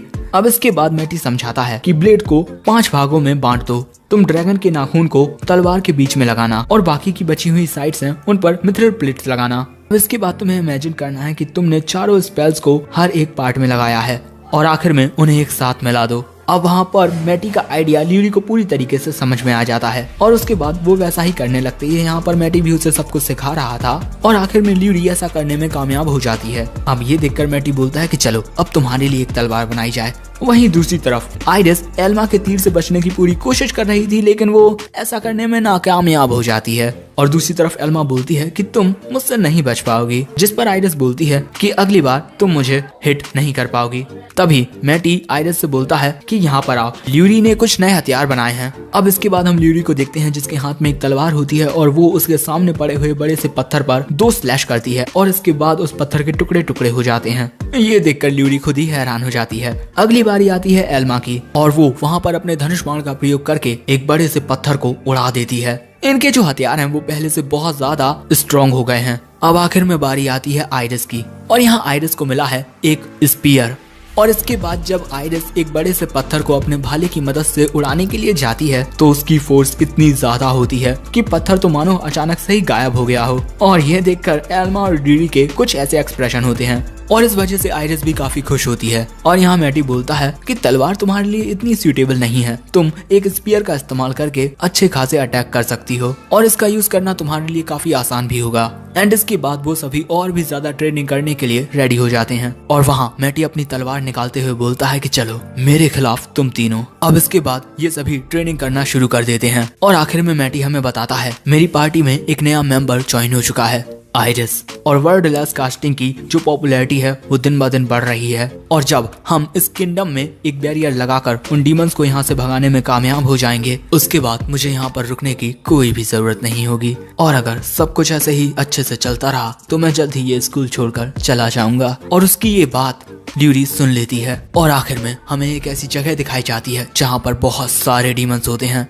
और वहाँ पर हमें एक और खतरनाक डीमन की एक आंख दिखाई देती है। अब इसके बाद सीन बदलता है और सेकंड एकेडमी में एडवर्ड पूरे रॉयल कैपिटल को बैरियर के द्वारा कवर करने के बारे में बोल रहा था। और इसके बाद एडवर्ड बोलता है कि रॉयल कैपिटल को मॉन्स्टर्स एंड डीमंस के हमले से सिर्फ हम वर्ल्ड लेस कास्टर्स बचा सकते हैं। अब इसके बाद हमें एक और जगह का सीन दिखाया जाता है जहाँ पर डीमंस की एक्टिविटी को नोटिस नहीं कर पाते। वो जरूर से एक डीमोनिक ट्रांसपोर्टेशन स्पेल होगा जिसे मैगी रोड बोलते हैं और ये काम करने में मैं काफी ज्यादा बिजी हूँ, इसी वजह से क्या तुम दोनों से संभाल लोगी प्लीज। अब इसके बाद हम ल्यूरी और एल्मा को देखते हैं जो एक और लड़की के साथ कहीं जा रही थी और यहाँ पर वो दोनों ही मैटी पर भरोसा करके फाइट करने के लिए जाने वाली हैं। अब इसके बाद उन्हें उनके सामने एक ट्रांसपोर्टेशन स्पेल दिखता है और वहाँ मैटी ने उन्हें बताया था कि जब मैजिक पावर स्वेलिंग होने लगे तो समझ जाना कि डीमंस आ रहे हैं। अब इसके थोड़ी देर बाद हम ल्यूरी के हाथ में कोई स्टोन जैसी चीज देखते हैं और मैटी ने उनसे कहा था कि डीमंस के खिलाफ स्पेशल मेटल वाले एरोस का इस्तेमाल करना और तुम्हें किस टाइप के स्पेल्स उसमें डालने हैं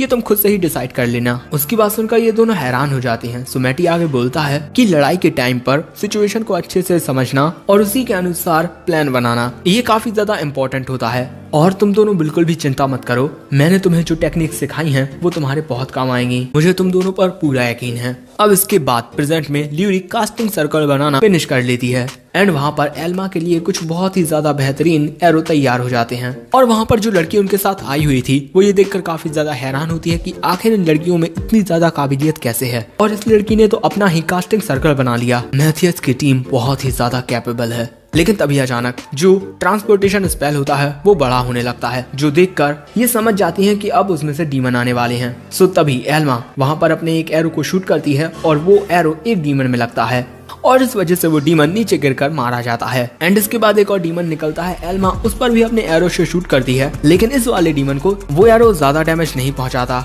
और इसके बाद ये डीमन एल्मा की ओर हमला करने के लिए चला जाता है। सो तभी ल्यूरी अपनी स्वॉर्ड का इस्तेमाल करके इस डीमन के 2 टुकड़े कर देती है एंड इसके बाद जो ट्रांसपोर्टेशन स्पेल मैगी रोड होता है वो गायब हो जाता है।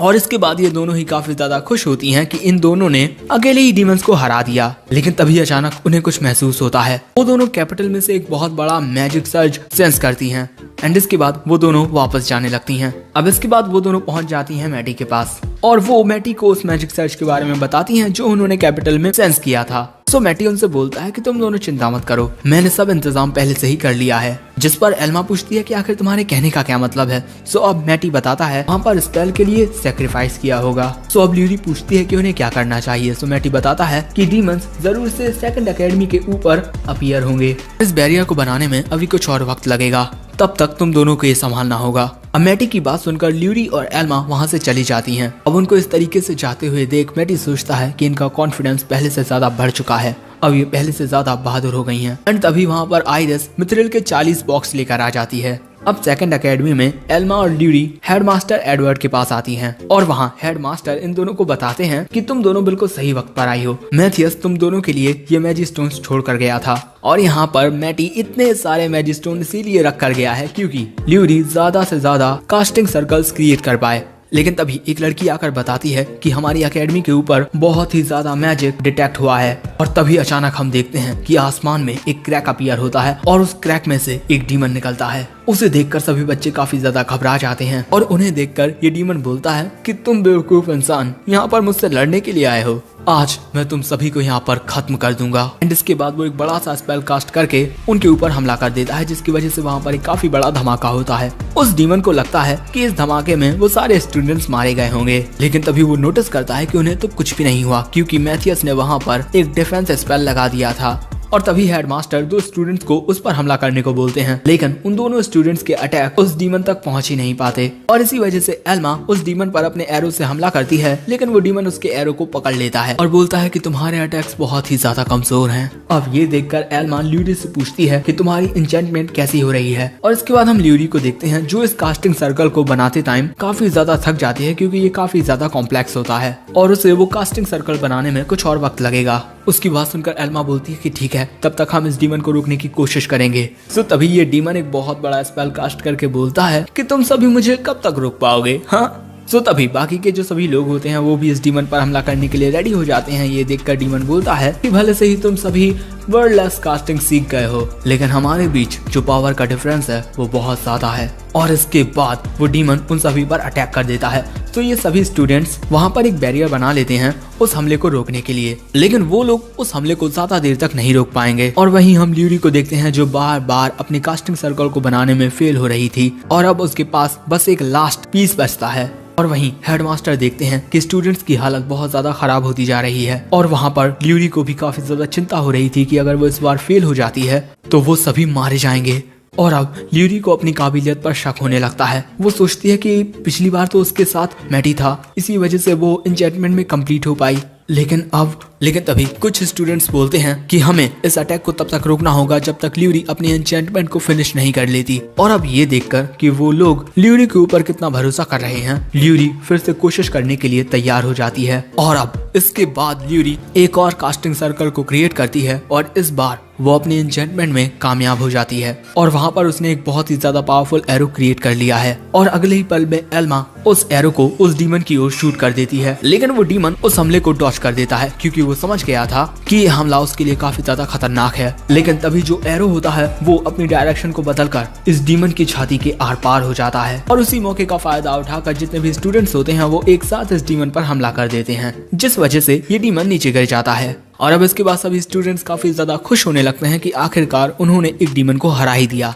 लेकिन तभी उन्हें एक आवाज सुनाई देती है कि तुमने बेलियस को हरा दिया। और तभी वो सभी देखते हैं कि उनके सामने होता है एक और डीमन। अब इन स्टूडेंट्स के कुछ करने से पहले ही वो डीमन उन सभी पर एक बहुत ही ज्यादा खतरनाक हमला कर देता है, जिसकी ताकत और माना पिछले वाले डीमंस के अटैक से भी ज्यादा पावरफुल है। और इसके बाद अकेडमी में एक और धमाका होता है और इसके बाद ये डीमन बोलता है कि मैंने उससे कहा था कि हम सभी के रेडी होने तक इंतजार कर ले, लेकिन उसने हमारी बात नहीं मानी। और इसके बाद हम देखते हैं कि वहाँ पर बहुत सारे डीमंस होते हैं और इन्हें देखकर ल्यूरी की पूरी हिम्मत टूट जाती है कि वो इतने सारे डीमंस को नहीं हरा पाएंगे। लेकिन जो एल्मा होती है वो वहाँ खड़ी होकर उन डीमंस का सामना करने के लिए तैयार हो जाती है। ल्यूरी उससे बोलती है कि हम इतने सारे डीमंस को नहीं हरा पाएंगे, जिस पर एल्मा बोलती है कि जब तक मैटी नहीं आता हमें इन सबको संभालना होगा। एंड इसके बाद एल्मा एक एरो शूट करने के लिए तैयार हो जाती है और वहाँ पर ल्यूरी उस एरो को इंचेंट कर देती है और बोलती है कि हम मैटी को निराश नहीं करेंगे। अब इसके बाद एक डीमन बोलता है कि यहाँ पर कितने सारे बच्चे हैं, चलो एक गेम खेलते हैं,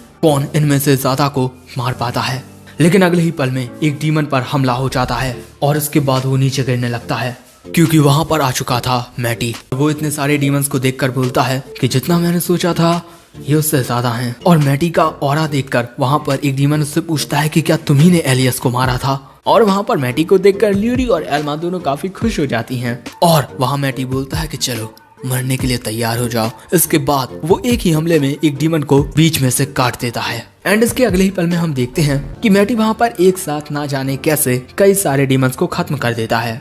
अब मैटी की ताकत देखकर एक डीमन बोलता है कि भले से ही तुम एक बहुत ज्यादा ताकतवर इंसान हो, लेकिन तुम एक डीमन को उसकी पूरी ताकत के साथ नहीं हरा पाओगे। एंड इसके बाद ये डीमन अपना फॉर्म चेंज कर लेता है और तभी मैटी बोलता है कि चलो देखते हैं कि तुम्हारी बात सच है या नहीं। एंड इसके बाद वो सभी डीमन से एक साथ फाइट करने लगता है। जो सभी स्टूडेंट्स होते हैं वो मैटी को ऐसा करते हुए देख रहे थे। एंड इसके कुछ देर बाद ही मैटी सभी डीमंस को हरा देता है और इसके बाद मैटी बोलता है कि मेरी ये बॉडी अब काफी ज्यादा स्ट्रांग हो चुकी है। लेकिन तभी एल्मा और ल्यूरी दोनों मैटी के ऊपर गिरी पड़ती हैं। वो दोनों काफी ज्यादा खुश होती हैं इसी वजह से। अब इसके कुछ देर बाद एल्मा मैथियस से बोलती है कि तुम तो बहुत ही ज्यादा अमेजिंग हो, तुमने उन्हें एक ही बार में खत्म कर दिया। जिस पर मैटी बोलता है कि हाँ, जो ल्यूरी ने ये तलवार बनाई है वो बहुत ही ज्यादा अच्छी है, इसके लिए थैंक्स ल्यूरी। एंड इसके बाद मैटी एल्मा को भी थैंक्स बोलता है क्योंकि मैटी के यहाँ पहुँचने तक उसने उन डीमंस को संभाले रखा। एंड अब इसके बाद एल्मा पूछती है कि क्या तुमने बैरियर का काम खत्म कर लिया। मैटी बोलता है कि हाँ, बस थोड़ा सा काम बचा हुआ है जिसे आइरिस और बाकी के लोग संभाल लेंगे।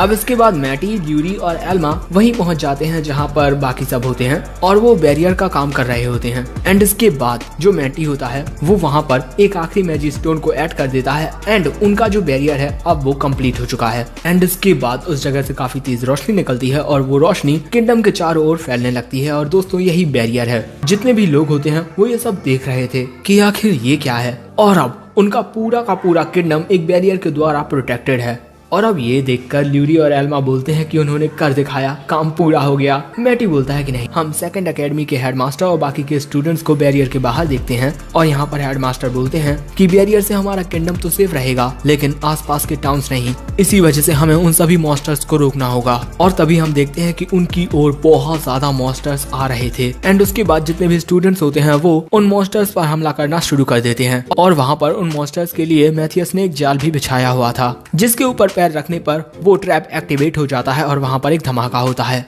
और ये सब होते हुए मैथियस एंड उसकी पार्टी एक जगह से देख रहे थे। वहाँ पर बहुत ही ज्यादा बड़े बड़े और खतरनाक धमाके हो रहे थे। और ये सब देखकर मैटी बोलता है कि कुछ ही महीनों में सेकंड एकेडमी के स्टूडेंट्स काफी ज्यादा इम्प्रूव कर चुके हैं, वो इन कमजोर मॉन्स्टर्स को आसानी से हरा देंगे। तभी आइरिस बोलती है कि वहाँ पर कुछ ताकतवर मॉन्स्टर्स भी हैं। एंड उसके बाद हम देखते हैं कि कुछ बहुत ज्यादा बड़े मॉन्स्टर्स इन स्टूडेंट्स के सामने खड़े हुए थे। अब इन्हें देखकर हेडमास्टर यहाँ से पीछे हटने का फैसला करते हैं, लेकिन तभी वहाँ पर मैटी आ जाता है और इसके बाद उसकी पार्टी भी। यहाँ मैटी बोलता है कि आइरिस तुम आगे जाओगी, और वहाँ पर मैटी आइरिस को पकड़कर एक मॉन्स्टर के ऊपर फेंक देता है ताकि वो जल्दी उसे आगे पहुँचा पाए। और आइरिस के टकराने की वजह से ये मॉन्स्टर नीचे गिर जाता है और खत्म हो जाता है। इसके बाद एल्मा भी अपने एरोस से कुछ मॉन्स्टर्स को मार देती है। अब इन्हें इस तरीके से फाइट करते हुए देख मैटी सोचता है कि अगर आपके पास एक अच्छी टीम है तो आपका काफी काम आसान हो जाएगा और मैं अब कुछ ज्यादा ताकतवर दुश्मनों पर फोकस कर सकता हूँ। और तभी अचानक मैटी एक अजीब सी ताकत देखता है जो काफी सारे मॉन्स्टर्स को अपनी ओर खींच रही थी। और उसे देखकर ल्यूरी और एल्मा भी परेशान हो जाती हैं। सो मैटी बताता है कि ये एक ऐसा मॉन्स्टर है जिसे वॉइड ईटर कहा जाता है। ये अपने आसपास के मॉन्स्टर्स को खाकर बड़ा होता है, मैंने खुद इसे पहली बार देखा है। सो ल्यूरी बोलती है कि अभी ये छोटा है तो हम क्यों ना इसे अभी हरा दें। सो मैटी बोलता है कि नहीं, पहले इसे सारे मॉन्स्टर्स को एब्सॉर्ब कर लेने दो, इससे हमारा काफी वक्त बचेगा। और तभी आइरिस बोलती है कि मुझे ऐसा लग रहा है जैसे ये मुझे एब्सॉर्ब करने की कोशिश कर रहा है। मैटी बोलता है कि ये इतना ताकतवर नहीं है कि तुम्हें एब्सॉर्ब कर पाए। इसके बाद मैटी ल्यूरी को एक चीज देते हुए बोलता है कि इस पैटर्न को एक मैजिक स्टोन पर बना दो और इसके बाद इसे वॉइड ईटर में फेंक देना। एंड इसके बाद मैटी बोलता है कि एब्जॉर्प्शन टाइप जो मॉन्स्टर्स होते हैं उनसे हमें एक अच्छे मटेरियल्स नहीं मिलते, सो हम एक कास्टिंग सर्कल का इस्तेमाल करके इसके इवोल्यूशन को एक पार्टिकुलर डायरेक्शन में ड्राइव कर देंगे और इसके बाद हमें इससे कुछ अच्छे मटेरियल्स मिल सकते हैं। और तभी जो ल्यूरी होती है वो अपना काम समाप्त कर लेती है। एंड इसके बाद वो उस मैजिक स्टोन को उसी वॉइड ईटिंग देख रहे थे। और इसके बाद हम देखते हैं कि जो एल्मा और ल्यूरी होती हैं वो मैटी के पीछे छिपी हुई थी क्योंकि उन्हें डर लग रहा था। और यहाँ मैटी बोलता है कि अब इसकी मैजिकल पावर काफी ज्यादा स्टेबल हो चुकी है तो अब हमें इससे काफी सारी चीजें मिल सकती हैं। एंड इसके बाद हम देखते हैं कि ये जो वॉइड ईटर होता है वो बहुत ही ज्यादा बड़ा और खतरनाक लग रहा था। और यहाँ मैटी बोलता है कि चलो इसे हराते हैं। एंड इसके बाद मैटी प्लान बताता है कि एल्मा और ल्यूरी इस पर एरोस से हमला करेंगी, आइरिस इसके पैरों पर निशाना लगाएगी। सो तभी ल्यूरी पूछती है कि मैटी क्या तुम इसे हरा पाओगे। मैटी बोलता है कि चिंता मत करो। इसके बाद मैटी उस वॉइड ईटर की ओर जाने लगता है और तभी आइरिस इसके पैर पर हमला कर देती है जिस वजह से इस वॉइड ईटर को काफी दर्द होता है। और वहीं मैटी अपने स्पेल का यूज करते हुए इसकी आंख पर हमला करता है अपनी स्वॉर्ड से। एंड इसके बाद मैटी एक स्टोन को तोड़कर अपनी स्वॉर्ड को इंचेंट कर लेता है जिसके बाद उसकी स्वॉर्ड में से पावर निकलने लगती है और इसी के साथ मैटी उस वॉइड ईटर के दोनों पैरों पर हमला करता है एक साथ। लेकिन तभी मैटी नोटिस करता है कि ये अपने पैरों को रीजनरेट कर रहा है। अब ये देखकर मैटी अपनी स्वॉर्ड को फिर से इंचेंट कर लेता है एंड इसके बाद उसके मुंह पर हमला करता है। इसके बाद मैटी फिर से एक मैजिक स्टोन को तोड़कर अपनी स्वॉर्ड को स्पेशल मैजिक इंचेंट करके इस वॉइड ईटर के ऊपर एक खतरनाक हमला करता है, जिसकी वजह से उसे काफी डैमेज पहुंचता है। लेकिन वो फिर से रीजनरेट करने लगता है। लेकिन तभी वहाँ पर मैटी बहुत सारे मैजिकल सर्कल बना देता है एंड वहाँ पर उस वॉइड ईटर पर बहुत सारे हमले होने लगते हैं लगातार। और इसके बाद वो वॉइड ईटर नीचे गिर जाता है और इसी टाइम पर मैटी अपनी तलवार का इस्तेमाल करके उसकी गर्दन पर वार करता है। तुम लोग खुद ही देख सकते हो कि कितना अच्छा सीन है।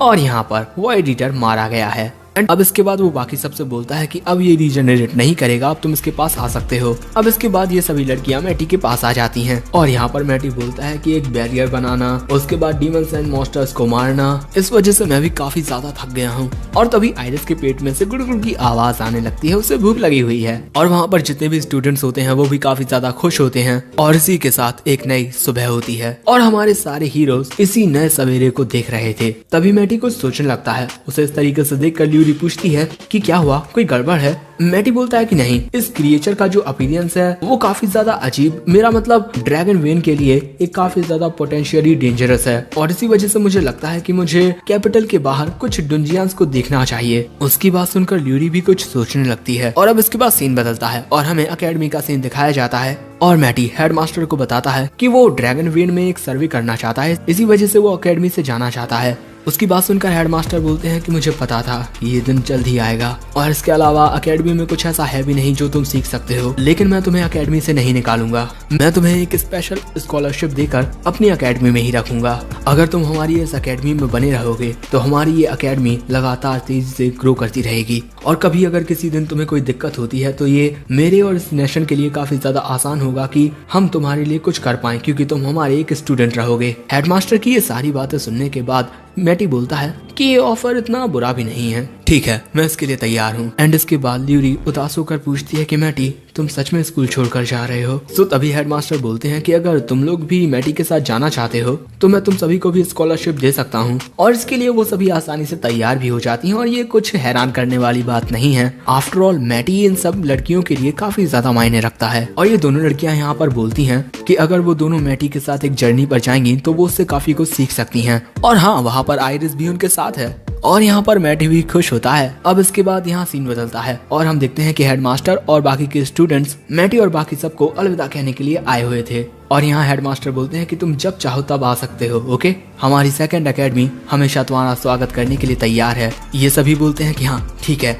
अब इसके बाद वो सभी यहाँ से जाने लगते हैं और यहाँ से जाते हुए एल्मा बोलती है कि हमारा एक नया एडवेंचर शुरू होने वाला है, ये कितना ज्यादा एक्साइटिंग है। और इसी के साथ इन सभी का एक नया सफर शुरू होता है। वैसे ये एपिसोड तो एंड हो गया, लेकिन तुम लोगों को क्या लगता है मैटी और उसकी बाकी की टीम को आगे कौन कौन सी चुनौतियों का सामना करना पड़ेगा? ये सब जानने के लिए हमारे चैनल पर बने रहना। वैसे नया है तो सब्सक्राइब कर देना और एपिसोड पसंद आया हो तो लाइक भी कर देना। कमेंट करके अपने ओपिनियन शेयर करना बिल्कुल भी मत भूलना। एंड इसी के साथ अपने दोस्तों को ये वीडियो शेयर भी कर दो ताकि वो भी इस अच्छी सीरीज का आनंद ले पाएं। वैसे in the end of the video, thanks for watching, sayonara.